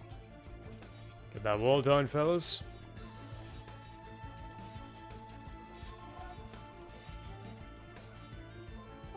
Oh man, hearing that just reminded me of a line from Republic Commando. Let's get that wall down, Junties. There must be, I can swear there must be good RTS Star Wars games. Oh, there is. There are two that people constantly reminisce on, either from 1999 or from the 2000s. I think it's Galaxy at War is the space RTS. There's on ground RTS as well, and people genuinely like. I hear a few RTS nuts, people who are into stuff like Command and Conquer. Etc. They're really into that game too, even if a lot of them aren't actual Star Wars fans. Right. Okay. So maybe that one might be on the docket later on. I finally finished The Prince by Machiavelli as well. The book. Do you know much about like Niccolo Machiavelli? in that kind of time period of Italian Renaissance? Only his biography not in its entirety, but essentially the basic gist of it. I remember back from uni because he was a part of our linguistic curriculum. Like because luckily we didn't just study languages; we also studied the history of the countries and nations that practice those languages. Right. But I have been meaning to read his books. I've never read any of his works yet. I read The Prince, and I read it to try and help with the stuff that I've talked about You have eliminated the English soldiers. on Destroy that tower, and our victory will be complete. on like setting up boundaries and like how to kind of stand up for myself a bit more, and also he talks a lot about how to achieve greatness, I guess is the way to describe it, and that's something that I'd like to pursue, particularly with this channel, and also just being a bit more combative with like not so good people, I guess you might say.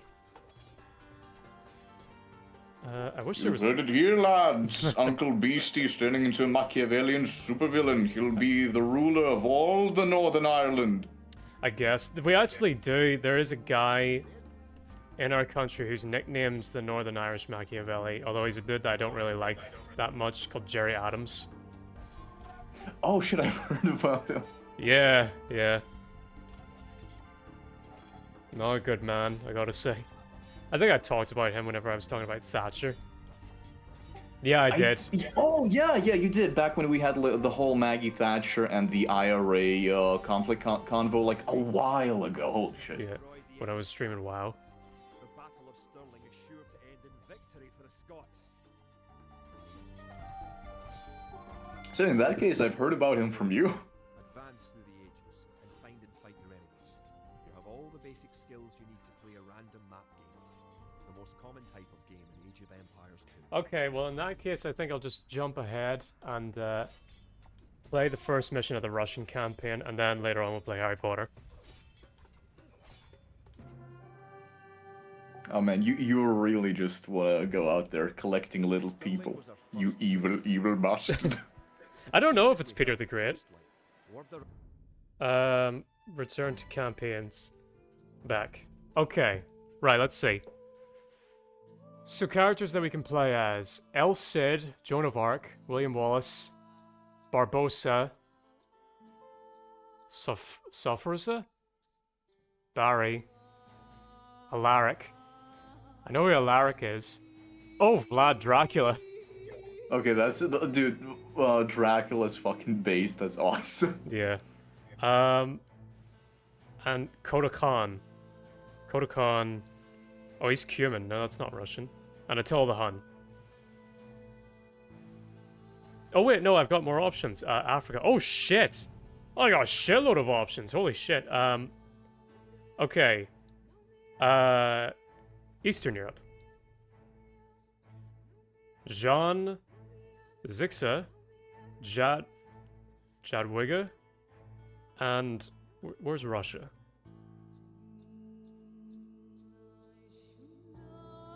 This is Germany. No. Oh, is there not a Russia option? Cossacks. Yeah. Wait, hang on. Western Europe. I could play as Edward Longshanks. The Grand Dukes. Okay. Well, is there any regions? Is there, like, particular figures that you want to try out? So we got, like, Africa, America, and there's only 2 factions of America. Asia. There's Europe, Western Europe, and Eastern Europe. There's South Asia, and I can't play the Cossacks. Cossacans. So what do you think? What period of history like interests you? I think maybe either as one of the African leaders or just Dracula, because man, that's metal. Okay, for Africa we've got Saladin, I know who that is. Yorit,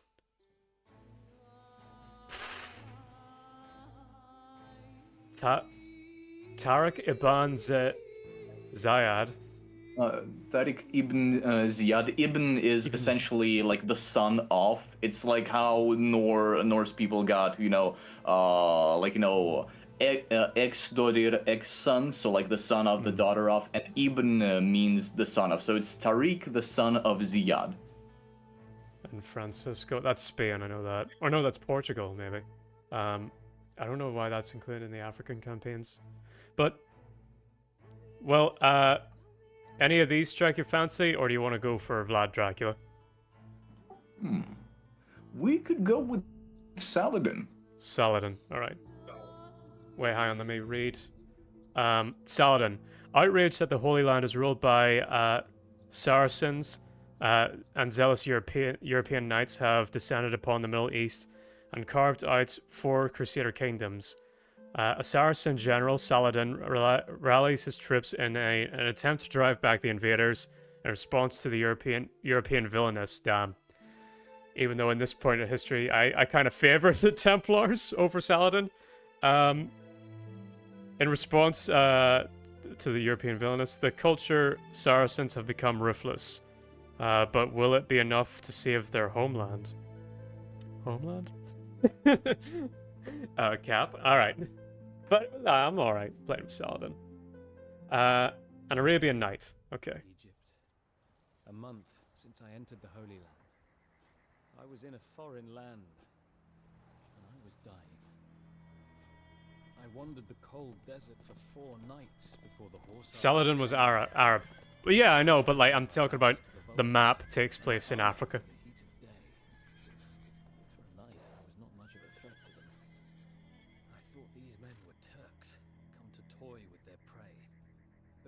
Distinguish the riders from the blur of the mirage, I saw that they were Saracens, the rulers of the Middle East.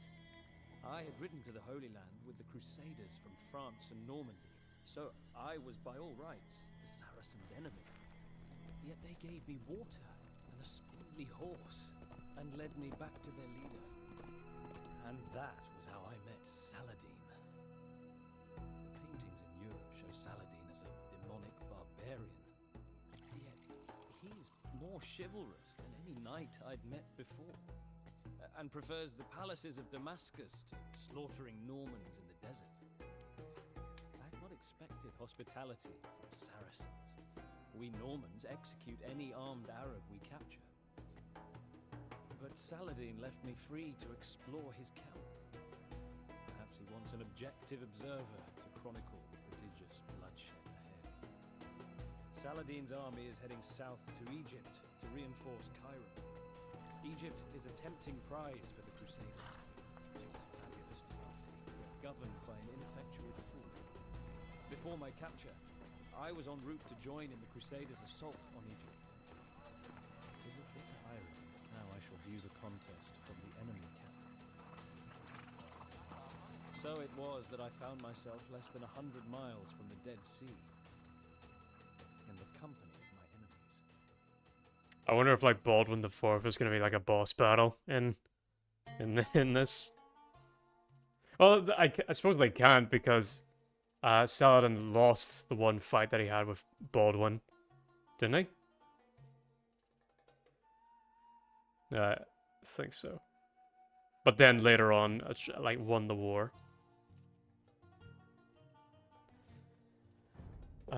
You will not be able to train additional soldiers in this mission. Keep an eye on the army and ensure that they do not lose too many. Alright, so this is a hero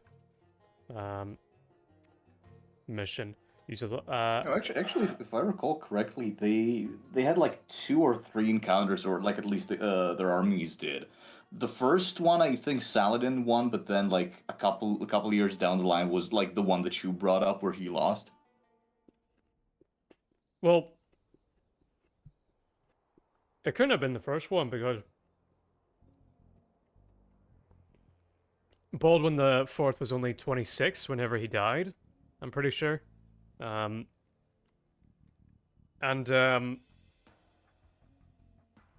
like that's what like cemented him as like, despite his leprosy, he was regarded as a great king because he won the first battle that he was a part of. Like, he had to prove himself that, like, use the line of sight of the cavalry to avoid. Yeah, but like his first battle wasn't against Saladin. Oh right. Hold on, let me look this up. Yeah, I know he like that's what like his big claim to fit him, that he was like the first person to win against Saladin. All right. Oh yeah. Okay. Saladin versus Baldwin IV. Saladin did defeat Baldwin IV in the Battle of Marhayun in the siege of Jacob's Ford in 1179, only to be defeated by Baldwin at the Battle of Belvoir Castle in 1182. Right. Okay. So this is interesting. I think the point of this mission is that... okay. He actually lost twice. Saladin lost twice to Baldwin 2 years in a row after that. So he succeeded in their first encounter in 79, but then lost twice, once in 1182, and then during the siege of Kerak in 1183. Hang on. Can I... Okay, I think the purpose of this mission is to use, like, line infantry.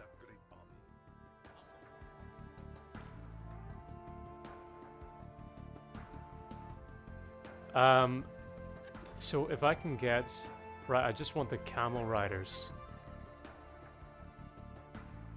Yeah. Right, I want you guys... on your speed. And these guys... Right, that's my cav. Right. So I got several different cav units. I got spear infantry, and then I got ballistics. I'll have them here.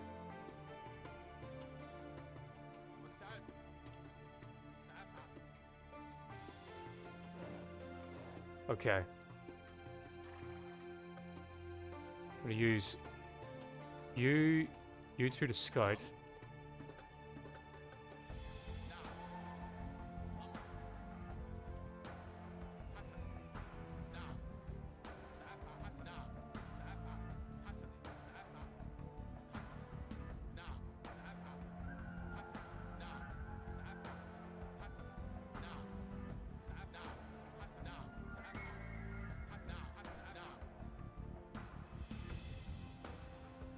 Okay.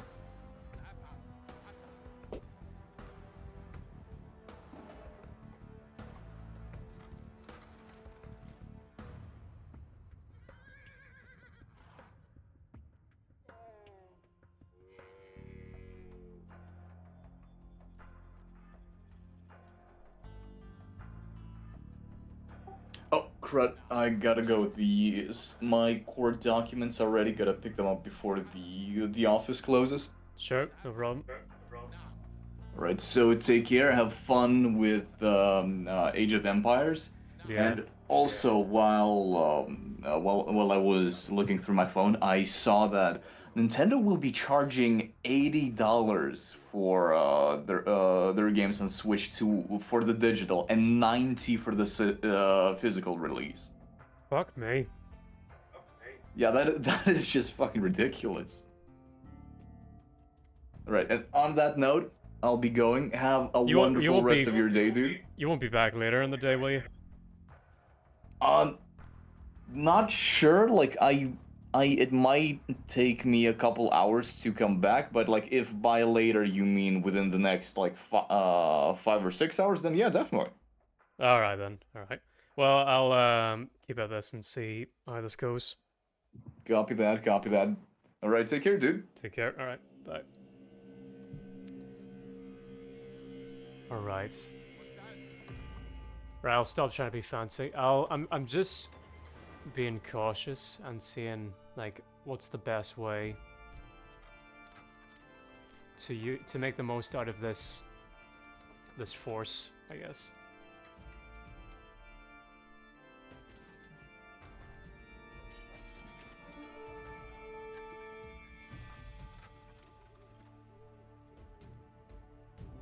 Alright. Come on. Explore, you guys. And I don't want to lose these ballistics either.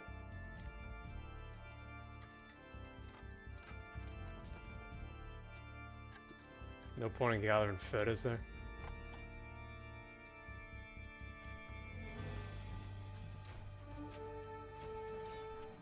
Like, I don't see any other way. This has to be the best way to take out these forces.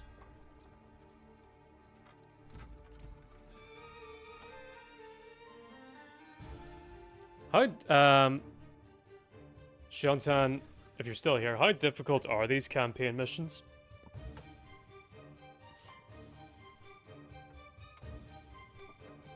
Keep going. Steady, fellas.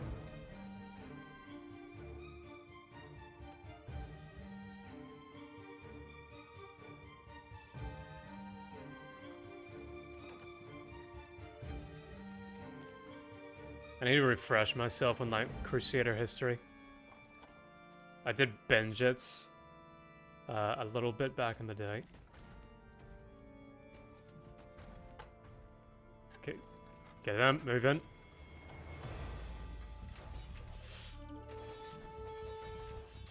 Worry about the men over the buildings. Shit. Get this guy. Get the guys. Oh shit, that's one of my ballistics.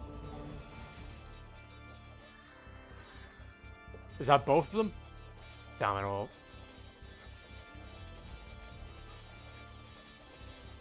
Right, slaughter them all.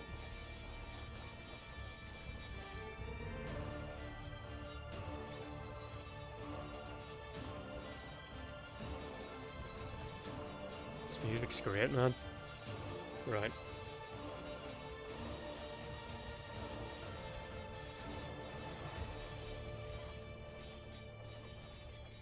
I hope those ballistics weren't too essential.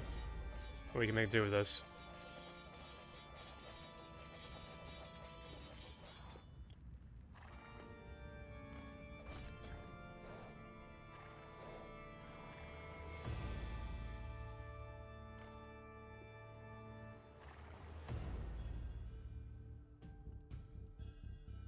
How are we doing on the map? Right. We need to cover more ground.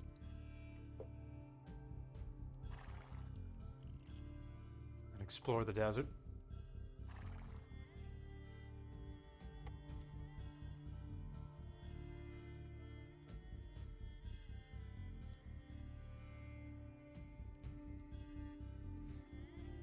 Box formation is supposed to be good against Cav. Staggered formation.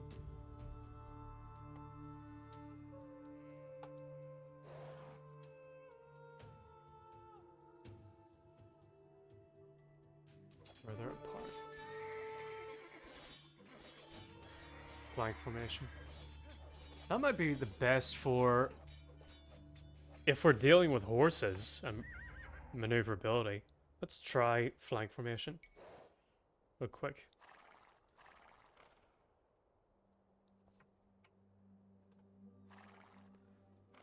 And just covering ground and mobility.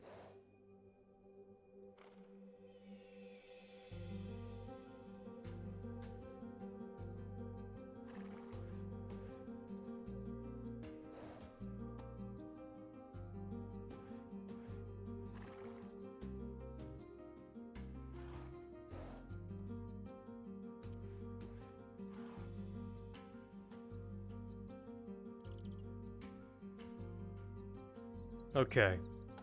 And that's this section covered.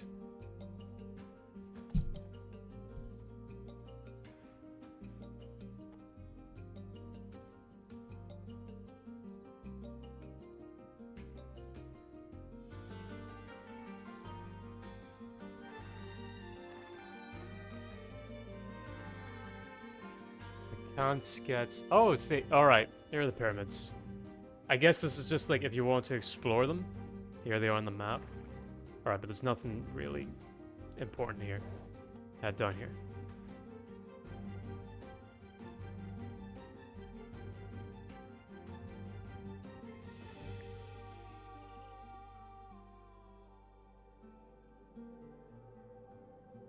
Some ASMR for you.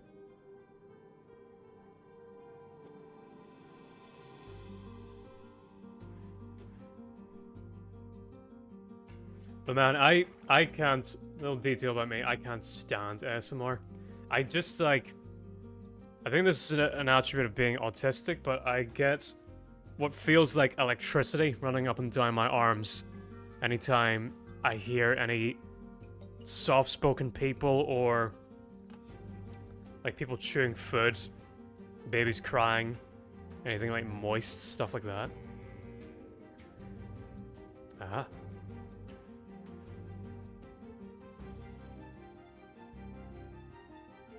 Now, you know what? I'm gonna keep these guys in a line. Keep them together. And let them attack. Spread out and attack.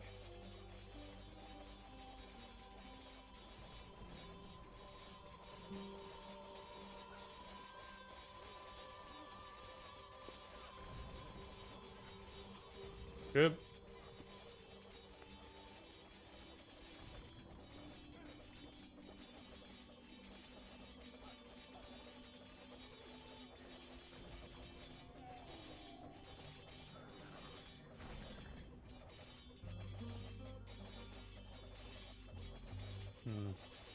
This has given me a chance to see, like, what determines if, where does their aggro range end? And things like that.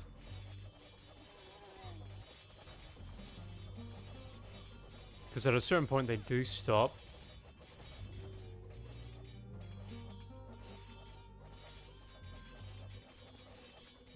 Very well. You leave me no choice. I have allied myself with the Franks. We will conspire to keep you out of Cairo. Fuck you. Lord Saladin, the Egyptians are cowardly and weak. If we station troops near their main mosque, they will surely surrender. Oh. Right, okay, so I'm supposed to go back here. Oh, I hope that wasn't a, like a time limit thing. But how do I get there? How do you cross the river?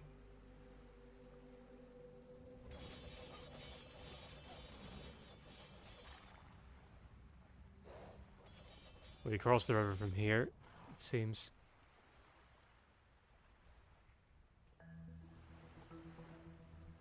Back. Fall back. With everyone else.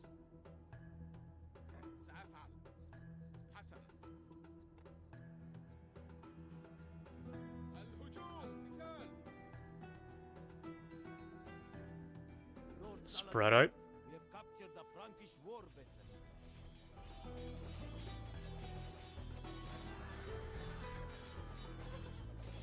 Nice, okay.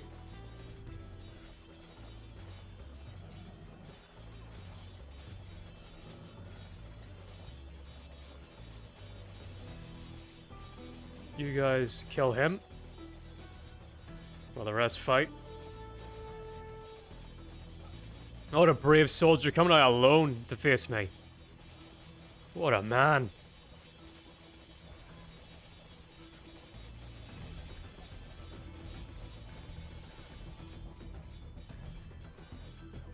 Lord Saladin, we have found Frankish armor in the ruins of this blacksmith. Okay, good. Aggressive stance, defensive stance. I don't need to add that armor, do I? Hope not. Right, we'll just head in like this. Attack that gate there, yeah. You will not enter Cairo.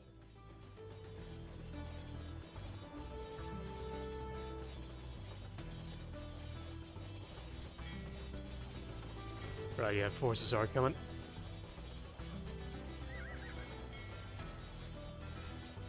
Can I get you to kill these guys? In the meantime?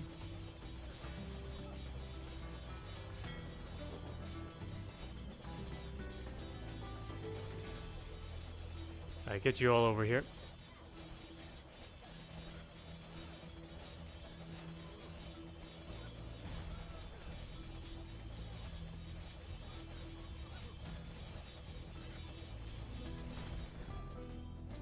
Right, kill him. Kill the civilians.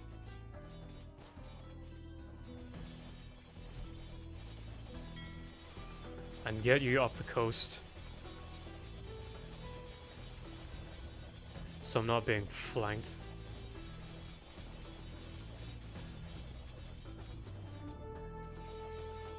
Alright, I'll leave you guys to your own devices.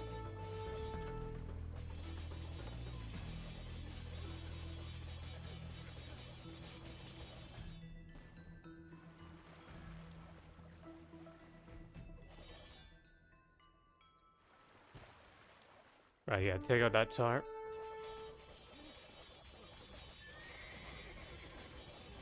Wait, have I been losing men? Oh, something's killing me.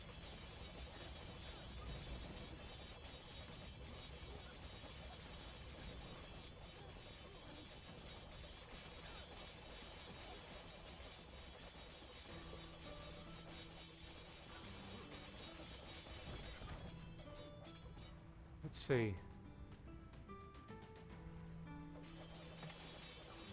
No, we're good here.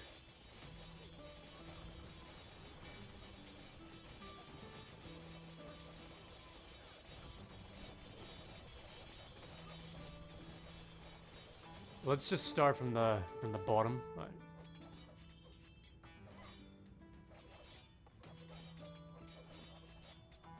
Just keep them all in a grip. Oh shit!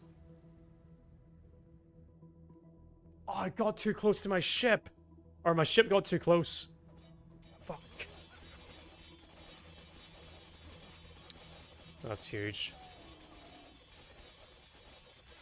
Right, we need to head up to their mosque. Take out that building. Everyone, get together. Take this out.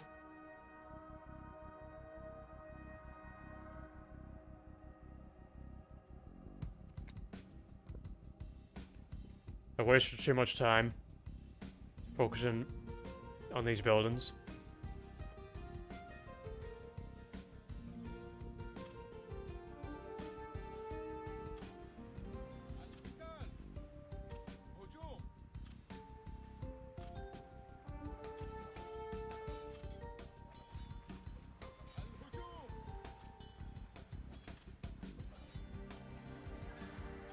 Get him. Everyone go together.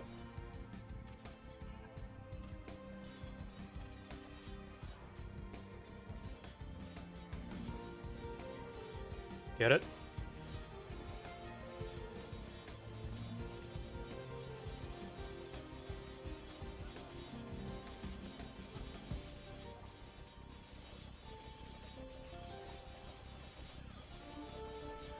Let's stick to this tower and keep making our way up.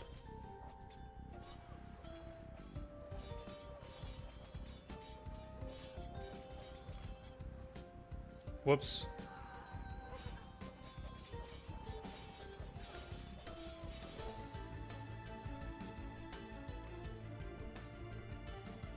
Alright, keep going up.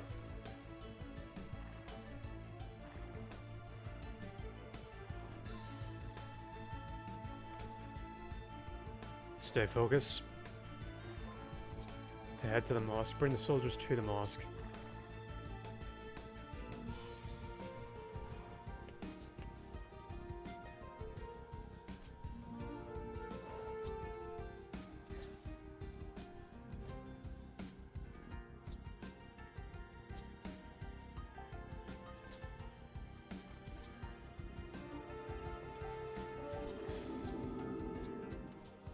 Get that get done.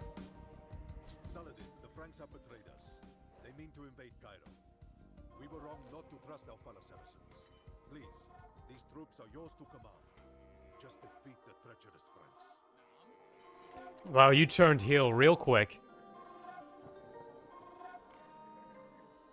These are also my friends? Yeah, okay.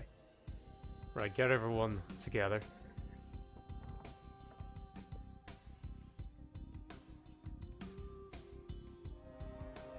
Destroy the town center. Okay.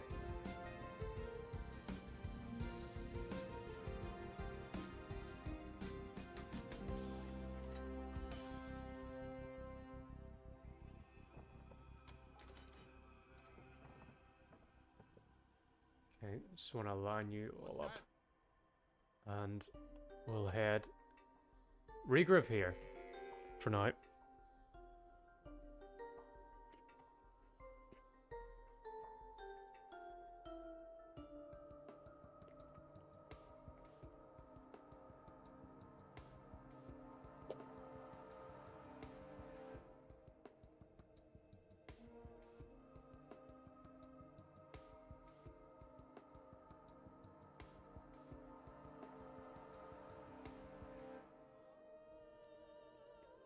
Oh, you're down here?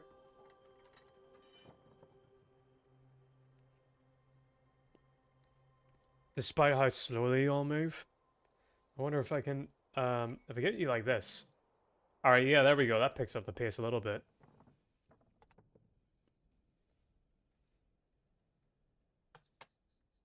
If you're scattered out a bit more. Follow, guard, attack mode, garrison. Yeah, aggressive stance I want. Yes, okay. For all of you.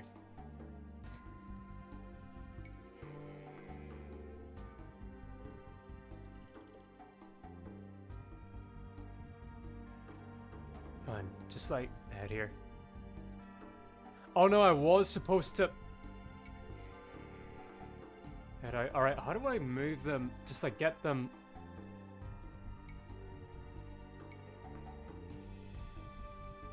to move double time, basically. How to move quickly.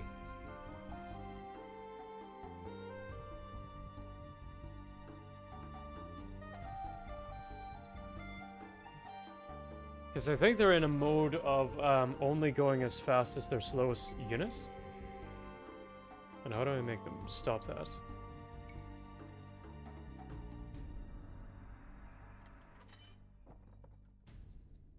Fucking this guy's stuck.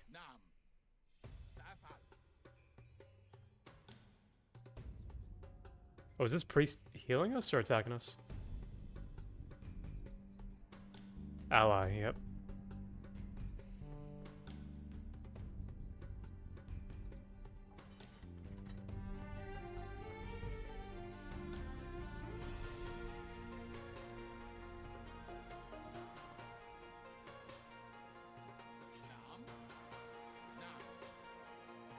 Hold on, fellas. We gotta wait for the other fella to come back.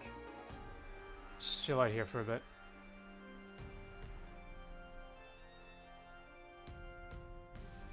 Objectives, chats, diplomacy. Oh, right, okay. You can like declare yourselves friends or allies with different groups. Oh, but this priest is healing us.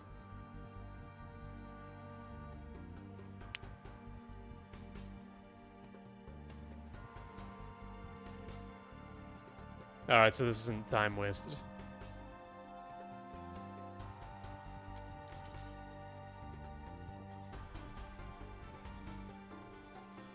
Okay, everyone here?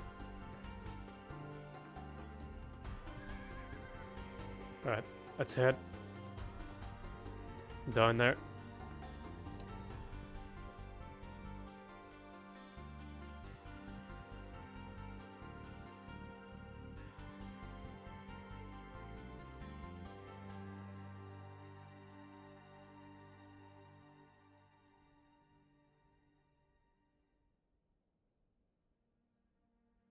I do want to have a look and see if skirmish might be anything cool in this. I want to see the different factions.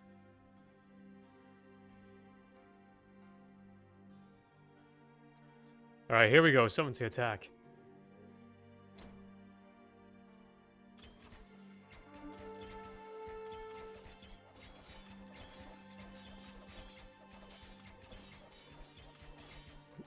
These are the East Franks. Right? Take these guys out.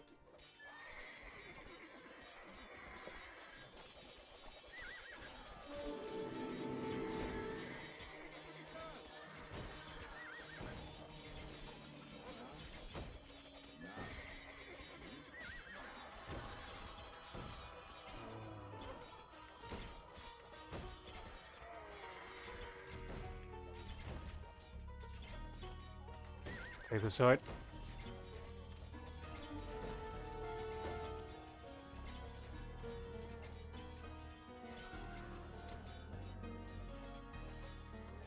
Get everyone together.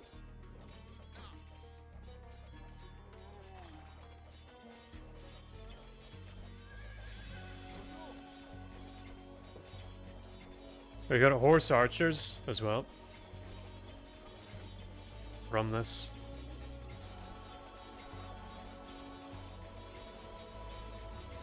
And if my siege engine can stop fucking around, he might get here one day to help.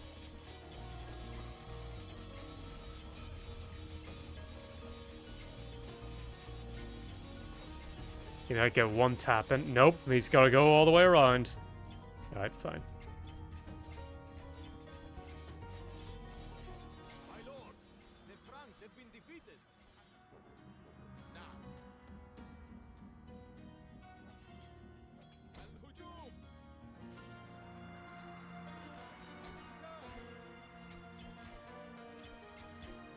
Alright. Yeah, it took a while for the... The Franks are dispersed, and the Egyptian army broken. Saladin has taken his place as governor of the Nile. Any European king would seize this opportunity to eliminate his political enemies. Saladin, however, allowed any Egyptian opposed to his rule to leave the city unharmed. Saladin has set out to win over the population. In Cairo, he built mosques and palaces, universities and hospitals. My own countrymen, the sons of Europe, showed naught but treachery. The Saracens were... Man, they are glazing this dude about and how... promote how evil the Europeans are.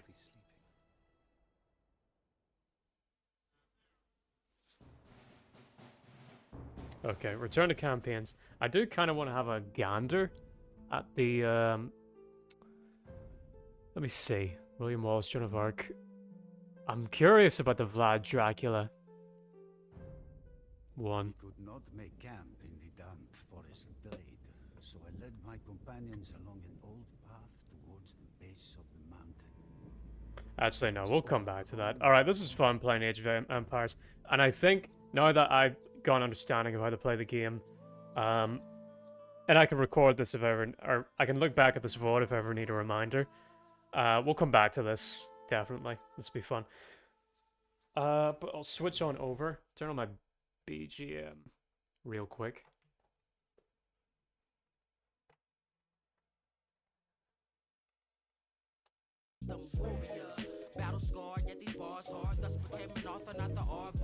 We'll head out.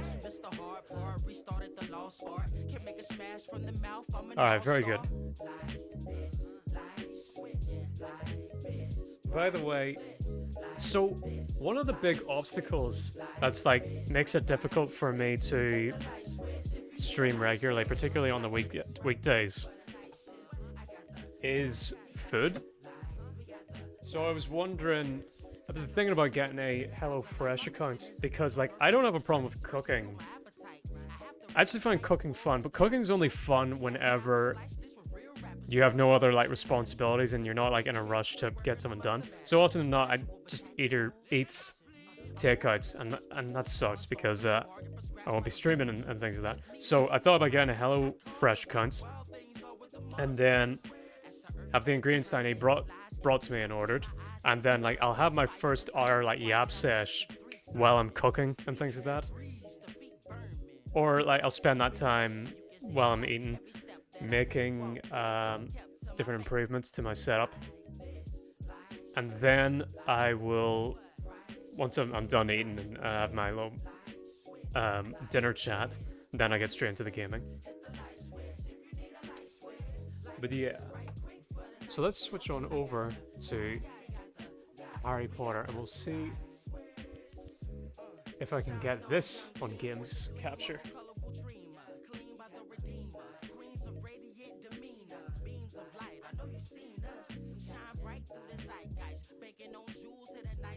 Drop a few gems, then they night mics. Land of the free, but it comes with a slight price.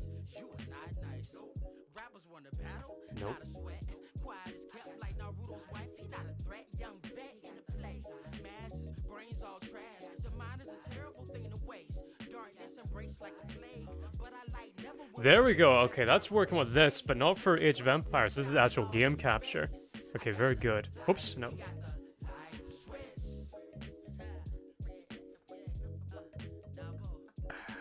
There we are. Okay, let's dive right into this game. EA Games. Challenging everything. Oh man, this is the game from my childhood. I remember these logos. Back when EA wasn't the abomination to mankind that it is now. Oh shit, I should change the stream. There was nothing about the starry sky that Oh yeah, night and Stephen to Fry suggest actually that came back strange to and retell his lines mysterious in this. things would soon be happening.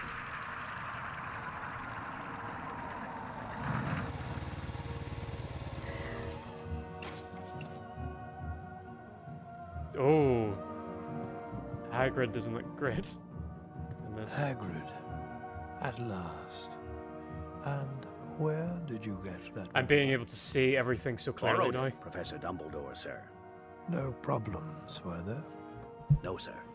House was almost destroyed, but I got him out all right. Tim, don't turn on the game Nestled in the volume a little bundle bit. was a baby. Harry Potter, the boy who lived. For the next 11 years, Harry Although that lived doesn't with look his bad. dreadful Aunt Petunia, Uncle Vernon, and Cousin Dudley, the Dursleys. Then, one day, he received a letter inviting him to attend Hogwarts School of Witchcraft and Wizardry. I remember that looking better.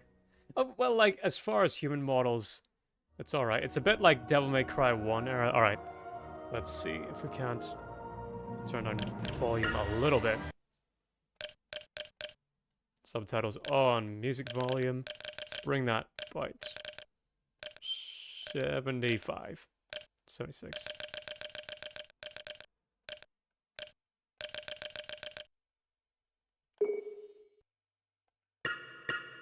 Yep, there we go. Alright, and let me switch the stream away from Age of Empires to this. What do we call it?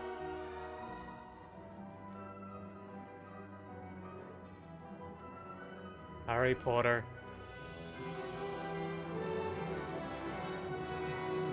The Mad Harry Potter video games.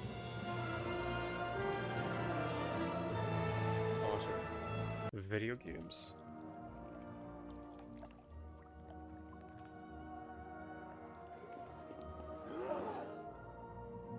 Oh, you'll get to see the intro cinematic or the demo.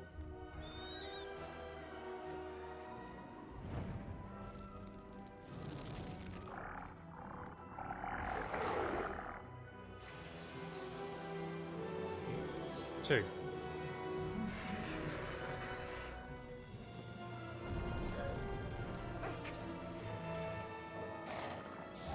Switch that out.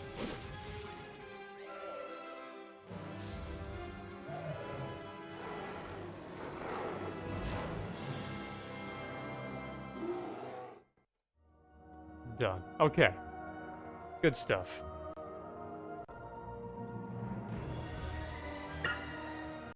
Right, we'll jump right in. Now, this is an immature. This is actually an improvement from the previous Harry Potter game, and I'll explain why in a second. Told you, didn't I, Harry? Told you was famous. Professor Quirrell. Oh man, this Harry, is one of the Professor first. Quirrell It's not the first will be game one I of ever your played. teachers at Hogwarts. Potter, can't tell you how pleased I am But it's to among them. meet you. What sort of magic do you teach, Professor Quirrell? Defense against the dark arts. These model, they actually don't look too Not bad. that you need it, eh, Potter? Quick, Harry. You'll be Take this getting turbo all your off, equipment, even I if suppose. it's sensitive. I've got to pick up a new book on Man, vampires. it is myself. crazy how Must get on, lots to buy. Professor Come Quill on, is Harry. probably the first character ever that I and many other white people ever saw a dude in a turban, and it's a fucking white guy. To a In 2001, on top of Right. that. Stand back, Harry.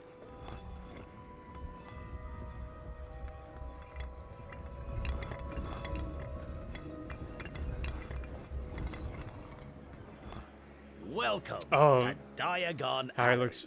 The lighting, whenever it's just straight on Harry's face, Just your looks wand weird. left from Ollivanders. Oh yeah, and I still haven't got your birthday present. Oh, that looks nice. Hello? Good afternoon. Ah, yes. Yes. I thought I'd be seeing you soon, Harry Potter. You have your mother's So this is eyes. struggling with the It lighting seems only a bit. yesterday she was in I'll here try and fix it herself, in buying her first wand. next 10 time and a quarter round. inches long, swishy, made of willow.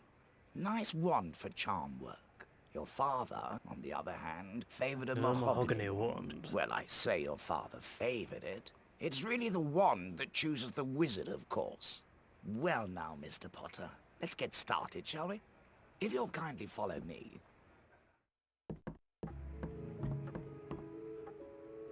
Have a look Oh, around, Jesus. Mr. Potter. When Why are you find hunched a like that? wand you like, In the green light, you pick look it up, scary. And let's see if it likes you. Oh, I always like playing around with this. This is a fun mechanic, unlike how you get to pick your wand here. Alright. Let's see how this is. Oh, gee. Seeing Harry run full sprint. And yeah. Oh! I lost the music. Whoops.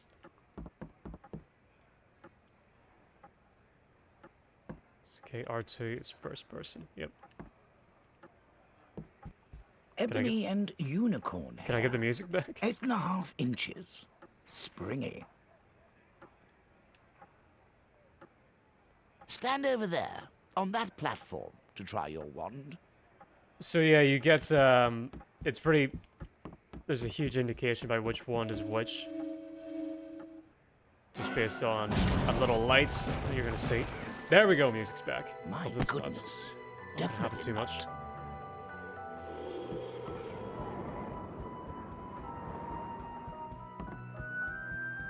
Oh, that's kind of cool in that Harry does actually look at things. You ought to be interested. Beechwood and dragon heartstring. But I'll show you all these 9 cutscenes. inches. Nice and flexible. Because it's fun to watch Harry blow stuff up. No, definitely not.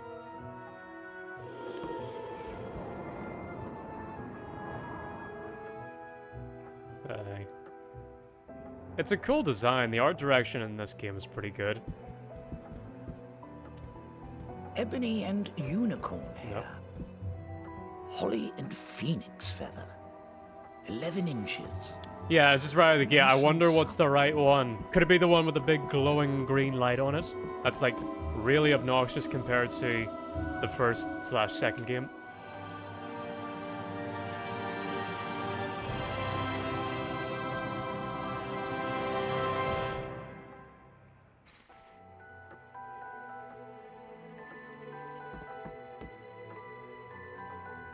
Curious.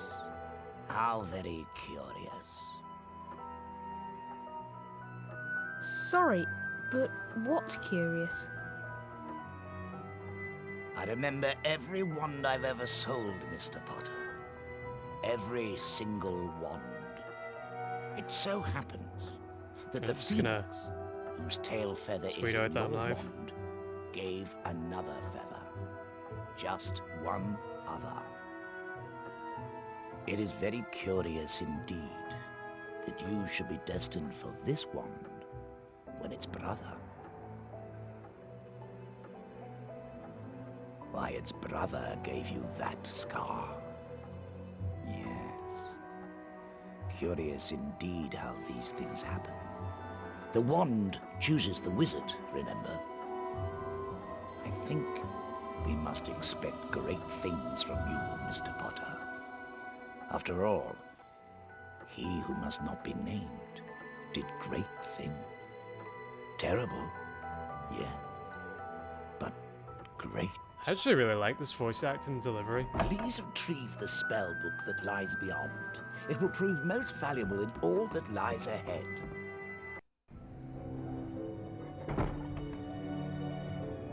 There we go. We're good. Leave that there. Over here, Mr. Potter. So I know way too much about these video games and Harry Potter in general than what should be considered healthy.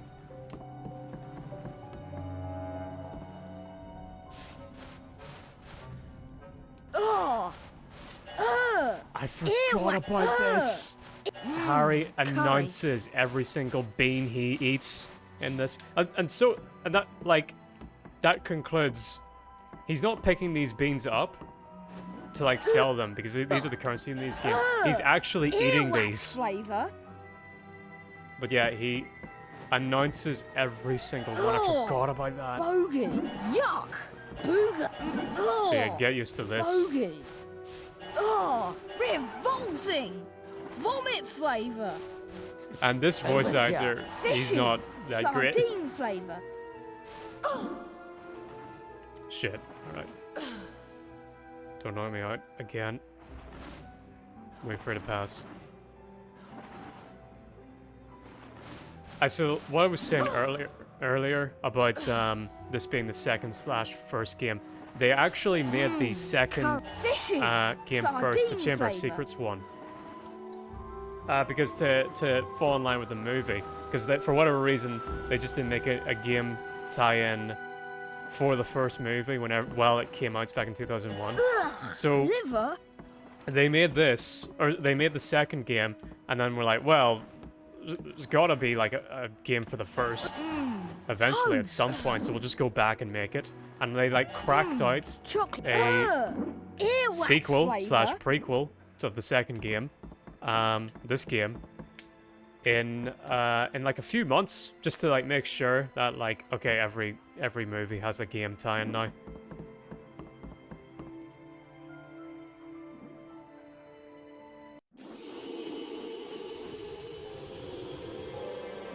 I like this effect as well. So yeah, this game's a bit of a Zelda clone, but instead of items, you get spells. Oh, bravo. Yes, indeed. Oh, very good. And I like this effect. Well done, Mr. Potter. For each Once spell. you learn some more powerful magic, you'll be able to cast more powerful flipendo knockback jinxes.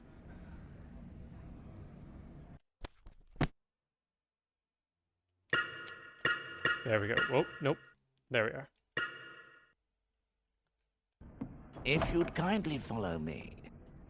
You could tell this voice actor in particular is having a lot of fun with this, as is missing out. Shame he had to go to the post office. I probably should have done this sooner. But now, we've cracked out the boring stuff for the Age of Empires, I think.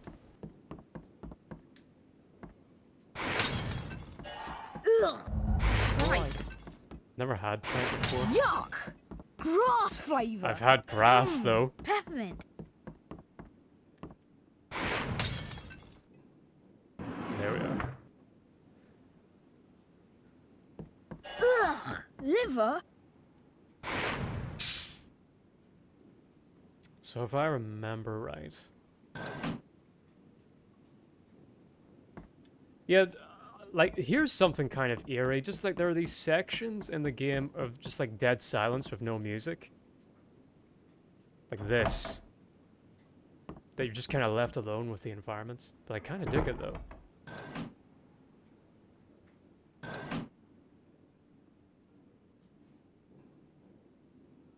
These 3 large shields on the far wall can be flipped using your flipendo knockback jinx. Flip them in the correct order.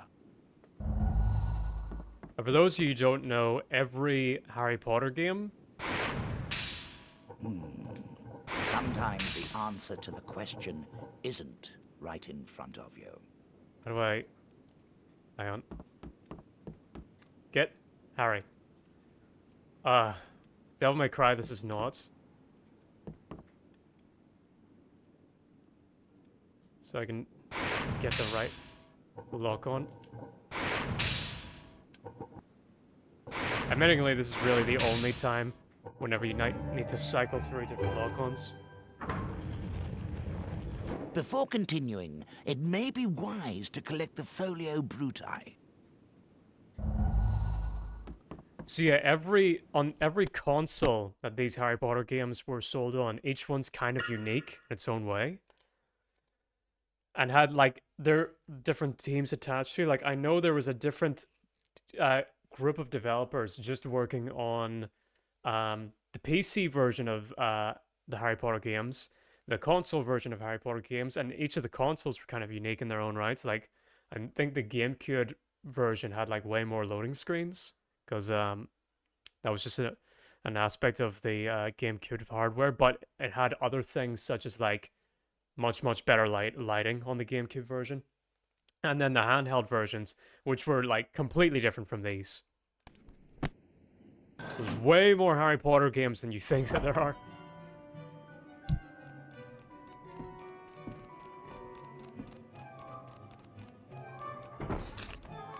It's actually less creepy when there is music. These imps can like evil be music. a nuisance. Try knocking them over with Flipendo. Then pick them up and lock them in the cages.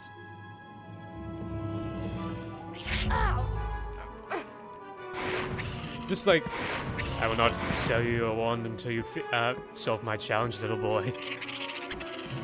Lock these animals up or they will eat you. And I can't shift the camera around. Yeah, the camera's a bitch in this game.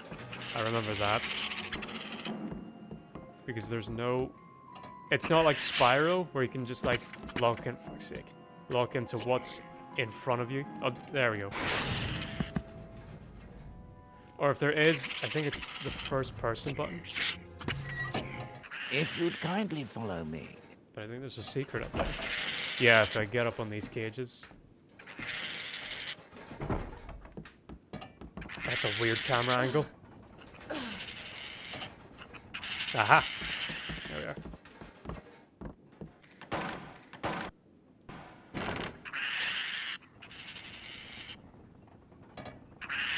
I do like these chests a lot more than I did in the second/first game.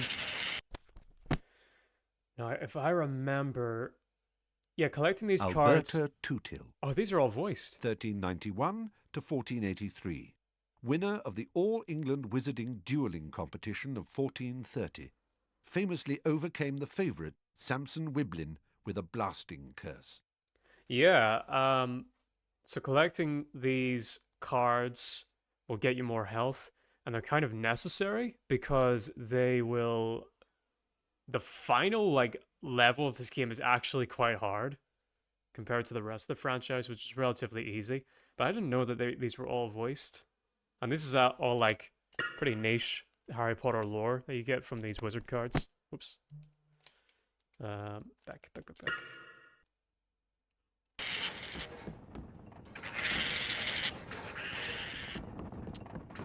Alright, here we go. The camera angles shouldn't... While they are bad, they shouldn't be too much of an issue, because I know these games like the back of my hand, pretty much.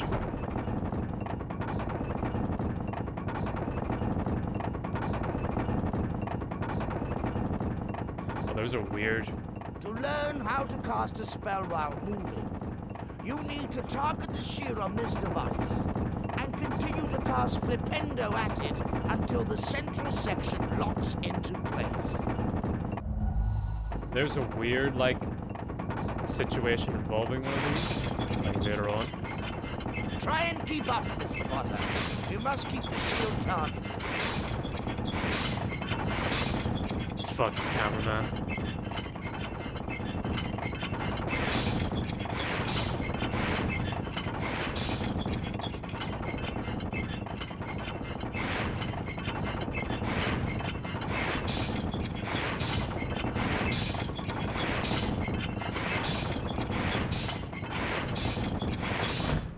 There we are. Yeah, we're gonna be crushing something with this later on. Mr. Potter. It's a bit morbid, I'll be honest. Now you have permission to buy my products.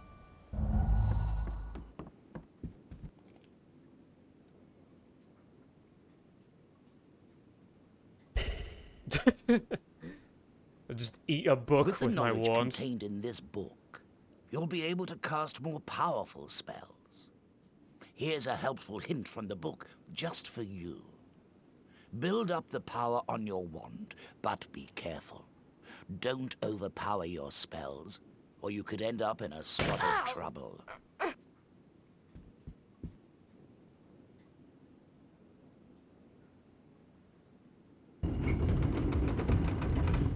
Silence is so awkward. Anyway, here we go. I think this is a bit better. This time, I'd like you to power up the Flipendo spell before casting it. Like this. Yeah, that should have blown up by now. Held that way too long.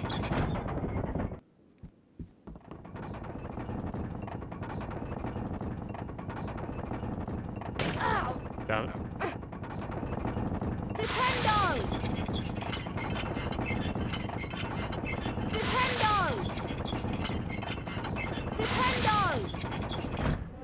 There we are.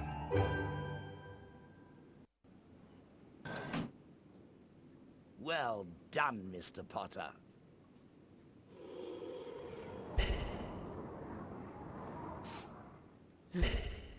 I will give you like little rewards for buying from me. In addition to the thing that you purchased. Godric Gryffindor. Medieval, dates unknown. Co-founder of Hogwarts. Gave his name to one of the 4 Hogwarts houses. The art on all these was really great as well. Dates unknown. Just vaguely the medieval times. If you'd kindly follow me. Even though I think we're pretty sure that Hogwarts is 1,000 years old, which would not be the medieval times. Oh well, I guess it would kind of. Hey, Harry. Happy birthday, Harry. She's beautiful. What's her name? Her name's Hedwig, and she's yours to keep. Thanks, Hagrid. We best be going now. The Hogwarts Express is leaving very soon, and you don't want to miss it. So I think the voice of Harry actually went through puberty in the midst of like making these games, because in the PlayStation 1 version of these games, which was made before, slowed right down. He sounds way younger, despite the fact that I'm pretty sure in all of these games, regardless of how different they are, it's all the same cast. The fleet of little boats moved off all at once, gliding across the lake, which was as smooth as glass. Everyone was silent until... Wicked. One by Oh, one, jeez, Harry. each of the first years That was a weird look. was sorted into his or her house. And what of Harry Potter? Not Slytherin. Not Slytherin. Not Slytherin, eh? Are you sure? You could be great, you know. It's all here, in your Well, it's not a good impression. It's clearly the same voice actor as Ollivander. Well, it's not a good impression of John and Hurt. That is a good impression of the Sorting Hat. Hey, Harry! Wait, I Hello, think I'm Ron Weasley. was also I'm voiced by Gryffindor John Hurt, too. actually. It's no surprise, really. All my brothers are in Gryffindor. So, why do you think Professor Dumbledore... Yes, and third this is the for us same at case Downs? with I really don't Ron's know. voice actor too. We've got to He follow that sounds deeper prefect. here than he does Odd, because he usually gives us a reason why we're not allowed to in the go other somewhere. games and in the other I do versions think of the he game. might have told us prefects at least. That prefect's Percy, my other brother. How many brothers have you got? Too many. My name's Hermione Granger, by the way. And you are? Ron And these- Weasley. Pleasure. Cutscenes You've are got something cut on your nose. very You must be Harry Potter. weirdly. I know all about you, of course. Look out! Filch's coming. Like in the editing. We I'm better not go. editing this, by the way. This is just how like the lines are being delivered. It's just sort of like there's no breath in between each of them as they switch over. But I think it's just for this cutscene though, which is a bit strange.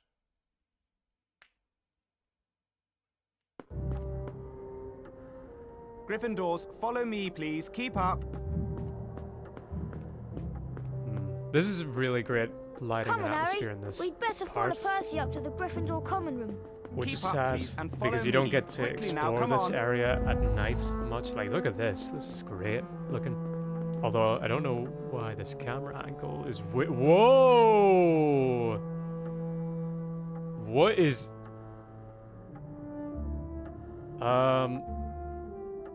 Here, let me play around with this. Woo! Hey! Hang on, what if I go down? Okay. Okay, camera's normal back. Alright, yeah. The camera gets caught on everything, but this looks great. This is the most direct path to the dormitory. Oh, and keep an eye on the staircases. They like to change.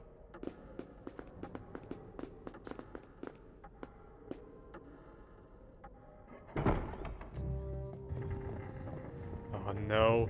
Where's the escalator? That's also a great bit of like... Follow me, I everyone. love the Keep warm colors and all these like little environments. And follow me. I think it's a Quickly little now, bit come better on. here than it is in the second/first game.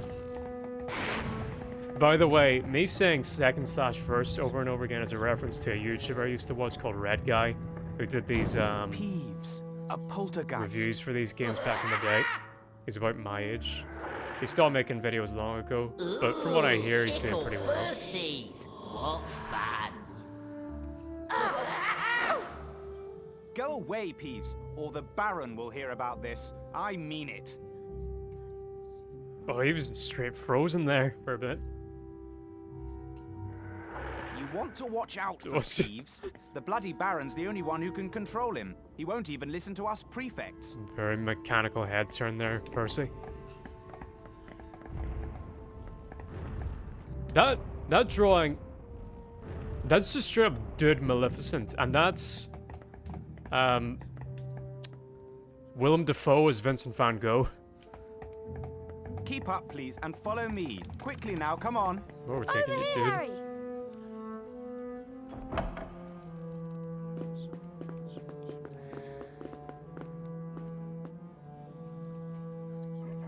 Follow me, everyone. Keep up. For the record, I've played every Harry Potter game. I've finished them all except around for Hogwarts Legacy, which if I keep up with this series, then maybe I'll end it by playing through Hogwarts Legacy. You need a password you to wanna see enter it. the common room. This year, it's Caput Draconis. This is a weird camera angle. Caput Draconis. Well done, young Gryffindor. That is indeed the correct password. Lighting here is not great. It's a bit dark. Not dark as in menacing, but dark as in I can't see.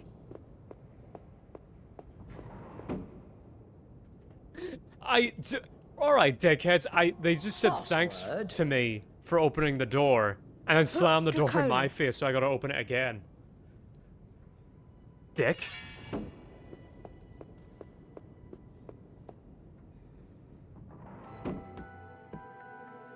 Hey Harry, Fred and Joe just set up a shop. You can trade all kinds of things with him for spells Yeah, and really his wicked voice stuff. is broken, and Wow, he's I struggling must to go try see and them. Where are they? Go pitch it through up that again. door and through the reading room. There's a portrait on the other side. What's the password? Pig snout. Oh, and watch out for Percy. He hates being disturbed when he's studying. To the You'll point need where to he stay out will of his way. kidnap you Careful. if you interrupt You him. should be able to creep past him.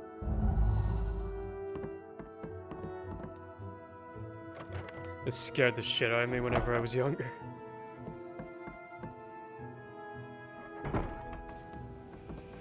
Just with this atmosphere.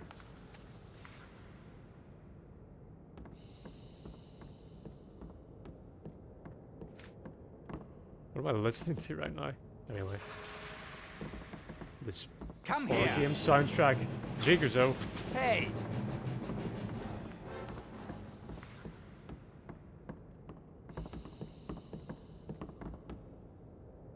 Huh? Hey! No one is allowed to Hey. use the study while Percy Pig is. snout. Come here! There we go.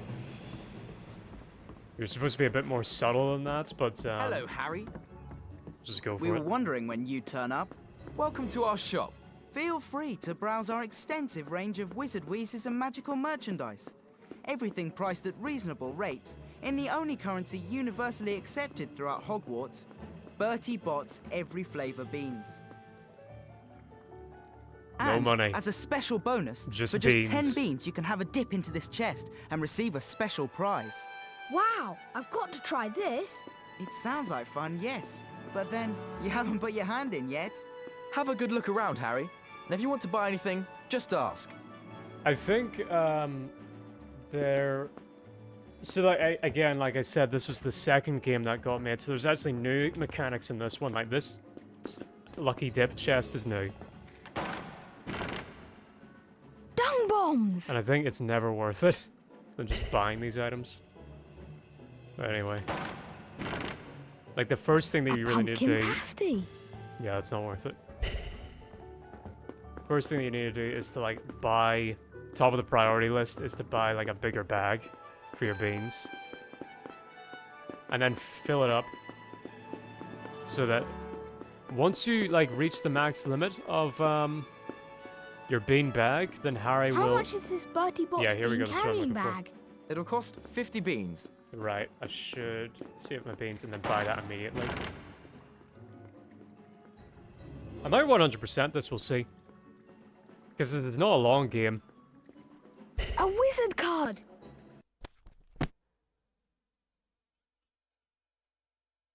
Chauncey Oldridge, 1342 to 1379, first known victim of dragon pox. There you go. I love these little lore bits. Okay, that'll do. See you later, nerds. You can come back as often as you like, Harry. We'll be here.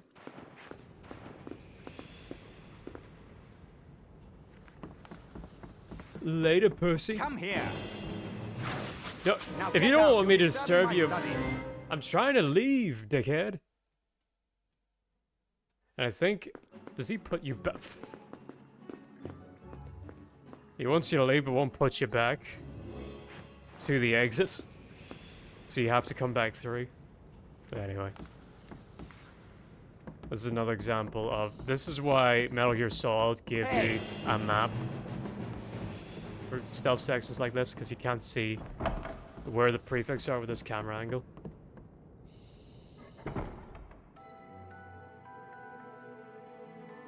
Okay, Harry. It's been a long day. I'm really tired, and I'm off to bed. Aye, get used to hearing that. Okay, is there something in here? Yeah.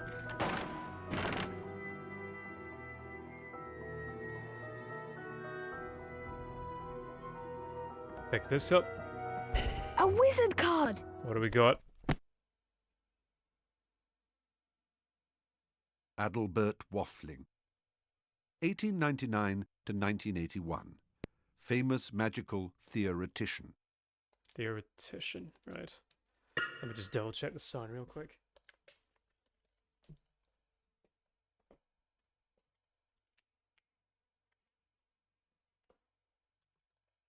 Well, I'm a bit quiet, it seems.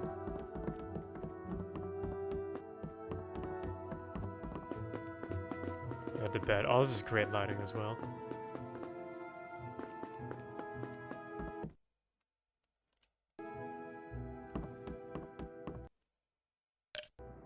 Oh, that's not too... Yeah, we're not doing too bad.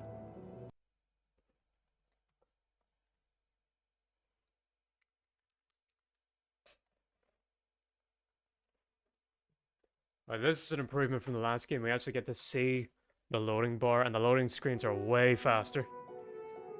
Because one, they didn't tell you in the second game how long it had left to load, and two, it was always longer and oftentimes crashed.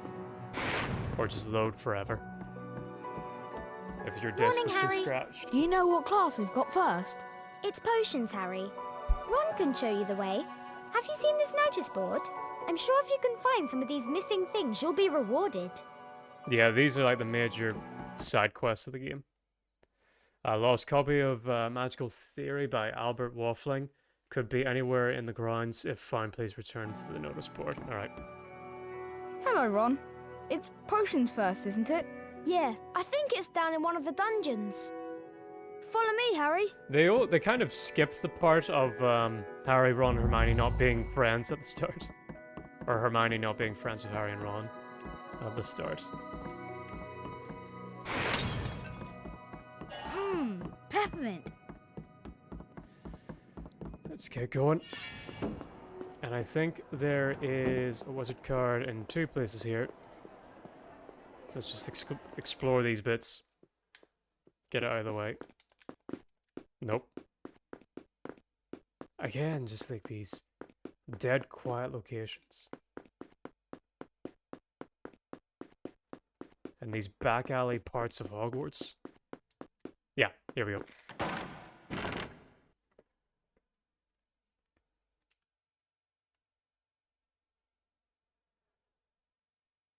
A wizard card! And dead silence whenever you're collecting items.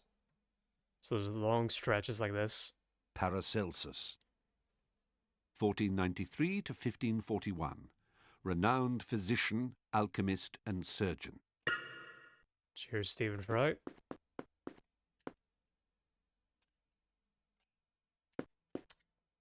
And what it... Yeah, okay, you need to hold down R2 to look in front of you.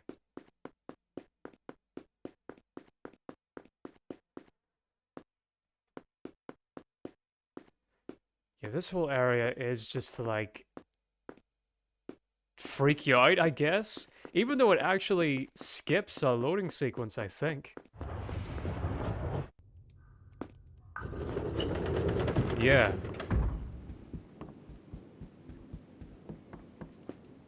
Whoops. History of magic. Oh wait, no, this might be a good time to explore this, because I'm really not going to come back here. And get some beans. Fishy! Oi, no! Sardine flavour. Can't get that. Mmm. Pick him up, Harry. Tripe. Oh, there's no cards here? Oh, no, wait, yeah, there is.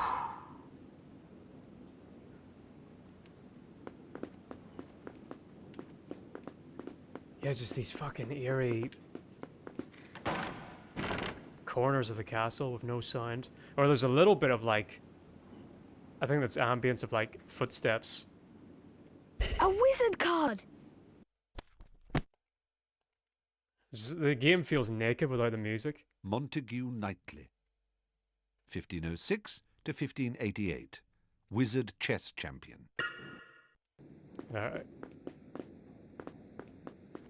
Ugh! Got it. Earwax! Mmm. Got it. Curry. Good.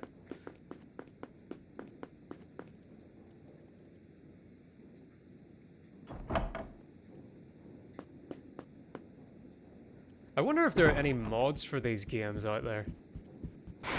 I know there's a lot of mods for Hogwarts Legacy, and might be fun to play around with that. Nope. Nope. I need to go and find Ron. I mean, need to. Can we not just, like, head on and he can catch up with us? Or we're exploring secret passageways? I think he might actually be up here. And we'll, like, meet him. If we go around like this. No. Well, I need to go up here and see... There's, like, 2 more areas, I think, that I can explore. Why is there a Ravenclaw student here? Classroom. Nope. Nope. Okay, you could explore these areas in the first/second game. But this one was a bit of a rush job. And by the way, I know the second game was the one that gets a lot of praise, but it's actually the third one that's my favorite. Oh, there's Ron. Alright.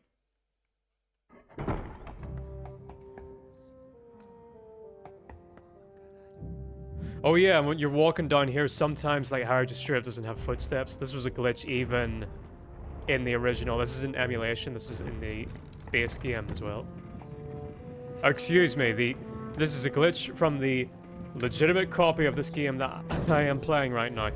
I say that I do actually own physicals for all of these. So, I don't feel bad. I never feel bad for emulation. Yuck! Grass flavour! Mmm. Chocolate. Any more? Bits to explore. Alright, we'll go through like the other corridor rooms later on. Like the other layers and levels. Because there's a bunch of spells that I don't have yet.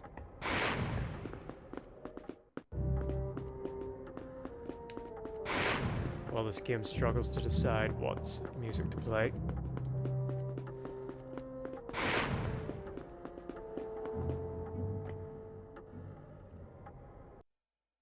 Oh. Welcome to Hogwarts. Hogwarts has 4 houses. They Oh, are there's another Gryffindor, cursed Harry Hufflepuff, face. Ravenclaw and Slytherin. The hourglasses show which house has the greatest number of house points on any day. While you're here, your house will be like your family. Your triumphs will earn you points. Any rule breaking, I kind of and wish you will more lose schools points. like did have this level of factionalism. At It would have the made it end more of the fun. year, the house with the most points is awarded the House Cup. Vaguely had that in my And primary let school, me but it never tell really you, went anywhere. It's about time Gryffindor won. Please try and remember, only prefects and teachers can award house points. And they can also take them away. I guess this is more of like a private school thing. Come on, Harry. Better get moving. Potions is in the dungeons. We don't want to be late. I am like curious about. I really struggled in public school, so I wonder like what was being in a private school like, and if I would have fared better. Let me see if I can explore here. Any chests? It's good to just get these while you can.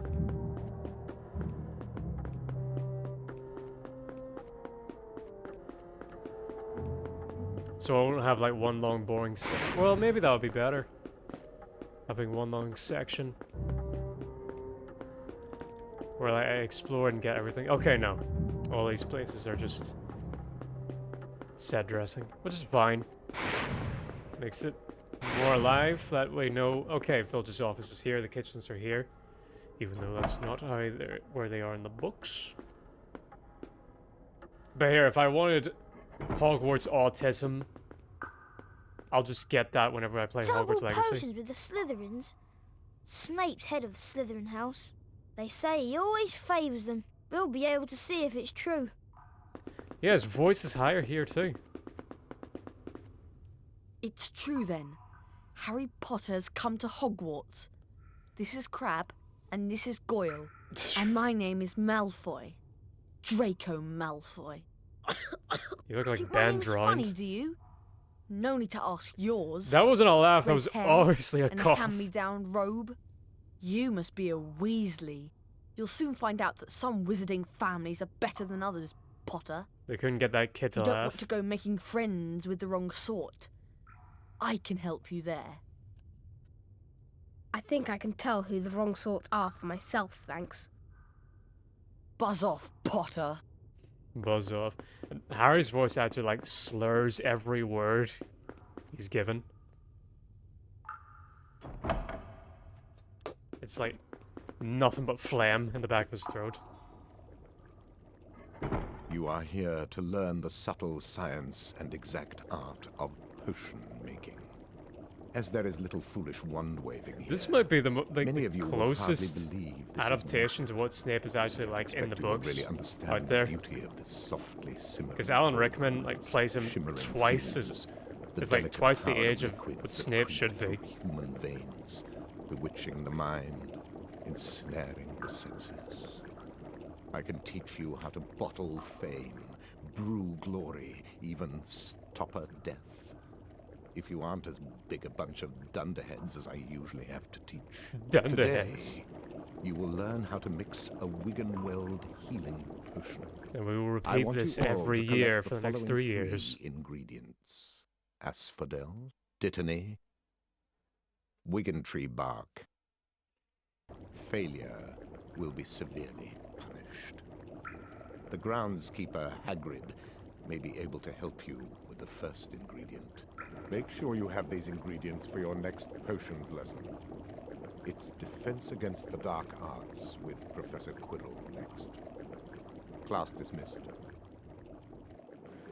Now what you're about to see... Oh yeah, this cutscene where like... the old group leave as if they're in mass or something like that. They do this for every class. I don't know why. And for some reason, Harry doesn't follow the... Harry, what are you doing? No one is calling your name, my guy. Follow your group. Later, Snape. I want to make a cool exit there. There we go. Later, Snape.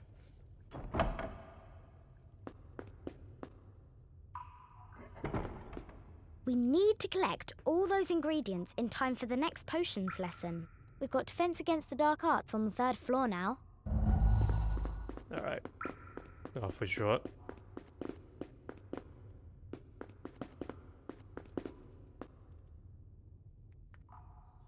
Now, what you're about to see, knowing what we know about Quill, if you ever... I'm just gonna assume everyone who is watching this has played or watched or read Harry Potter. Knowing what we know, this is clearly like an assassination attempt that we're about to witness for Harry. The only problem is that all the teachers do it.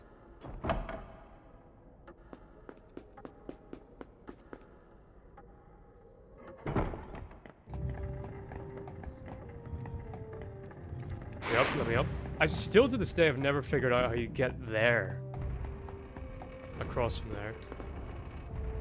Even though I do know a little bit of trivia about that location there. But I guess we'll figure it out in this playthrough.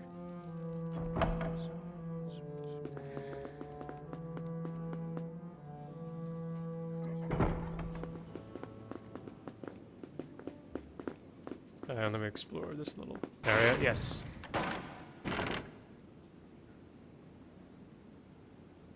Get that. Hey, pack! I don't think you got packs in the second/first game. Gunhilda of Gorsmore. Bowman Wright. We don't get their Leopoldina trivia. Smethwick. Roland Kegg. Blenheim Stork. Right. Each Whoa. card pack sold separately. Hey there. Hey, what up? Alright. Back from the post office already? Or... Not the post office, the, whatchamacallit, it's...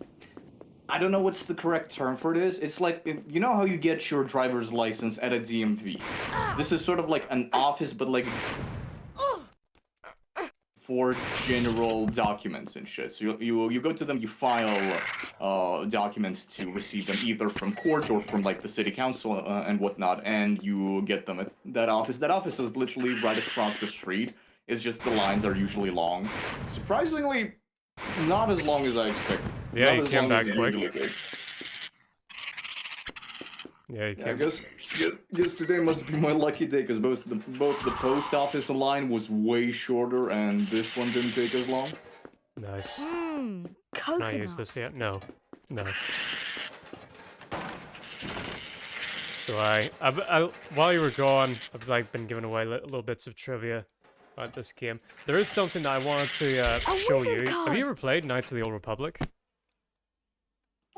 I have, but I've never, because as I've told you before, turn-based combat and RPGs just massively hinders my enjoyment of games, so I That's resorted to just watching playthroughs and just learning all the lore from sources outside of playing the game for myself. Well, okay, that's fine. So you understand it. I was just gonna show you a little bit of trivia about this game related to that once it shows up, which it isn't right now because we're in the weird uncanny valley dead silent zones of this game, which are strangely quite creepy. Dude, like, did devs from BioWare develop this game? No, but this game's soundtrack is my childhood, and the soundtrack was composed by Jeremy Herpo the Soule, Foul. who also did the OST for Knights of the Old Republic 1 and 2. Gondoline Oliphant. Curly Oh, that's awesome. Yeah. Roderick And you know, like, he's probably one of, if Dinkner not the Fermi. most famous video game composers out there, along with, like, he's nicknamed the video game Jeremy, he's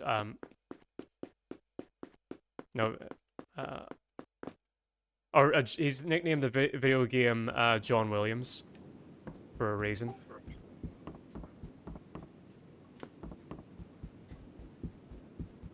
Okay, yeah, I've been to these places.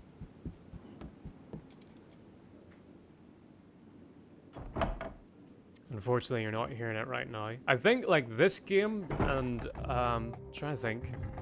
What games have my favorite soundtracks in them? This is definitely up there. Deus Ex is up there. Majora's Mask, that's another one. But we'll see. Oh, by the way, I explained this earlier, but I'll repeat here. The camera angle in this, the camera in this game is Harry, utter this lesson ass. is to Professor Quirrell. I've been Oh, really is looking it forward to it. not controllable via the right stick? Sometimes it is. And it gets caught on everything. So, alright, in this room it is. Okay, on this spot it's not. But, you know. So, it's so dumb. Yeah, it just kind of does whatever it wants, basically. Alright then. I think that's all the places I can explore at the moment. Let's... Oh yeah, this door, I remember, like, okay, this door is a fucking death trap. Look at it. Harry, how does that not hurt? Like, fucking... And oh my god, he's pushing the spikes. I thought he was just gonna grab the handle. Yeah, he pushed the spikes. Harry, okay, that's like Harry is a tough cookie, all right. Yeah, and he's a very tough cookie because you cannot convince me that this lesson here is not an assassination attempt. Learn the wand lighting spell, Lumos. Not only can this light be used to illuminate dark areas, but it is also what you're about to see. All this just to get a flashlight. Oh, there's another cursed Harry face. Is also a useful spell to use against spectral beasts, such as guy trashes. I'm slagging some of the models in this, but actually the art direction for these first three games is pretty good. To learn the spell, yeah, it's a very nice stylization. I like it. I like it way better than trying to go for realism without having the fidelity for it. Well, there was a reason why they didn't go for realism, is because these games had to be made alongside the movies, and the movies were so like kept what was going on and behind the scenes so close to the chest. Warner Bros. Like refused to give the developers any indication about what the movies were even going to look like, so the devs basically had to guess based on the books. And so there's a lot of situations where these games are actually more accurate to the appearance of the books than the movies are.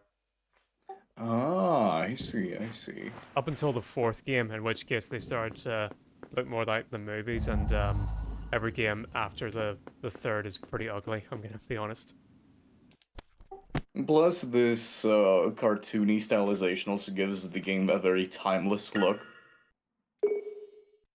Yeah, and even just sort of like some anime designs, like you just saw, not really a spoiler, there's going to be ghosts coming up in this dungeon. So yeah, to explain, this game is a bit of a Zelda clone, and a cauldron cake. These classrooms are essentially the dungeons. These lessons where you learn the spells function the same as dungeons do in Zelda.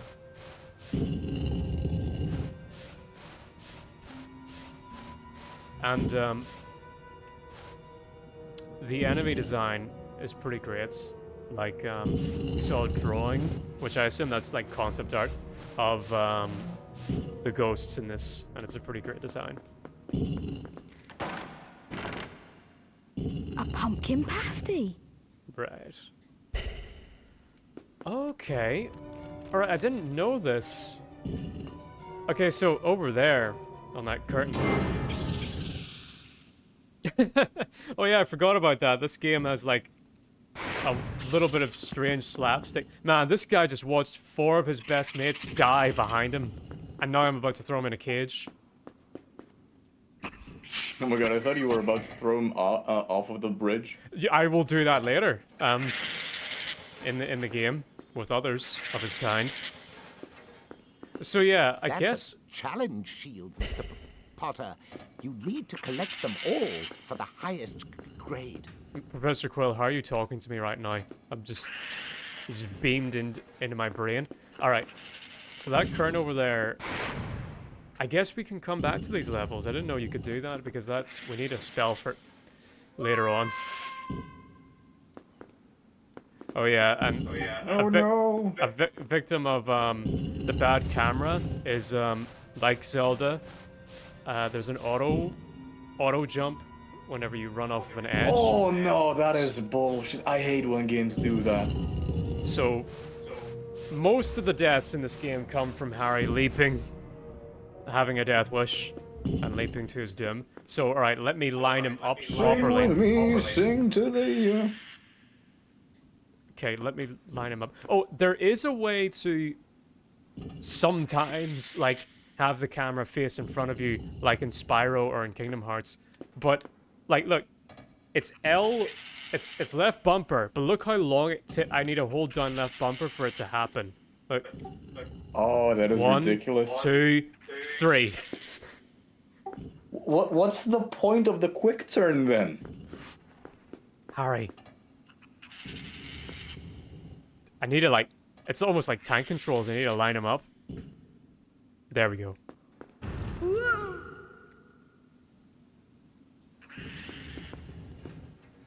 No, I need to... What was the point of that cutscene? Just to, like... dissuade or confuse a player? He felt like, okay, well then, obviously I'm not supposed to jump across, because the bird's gonna fall. But no, you are supposed to jump across.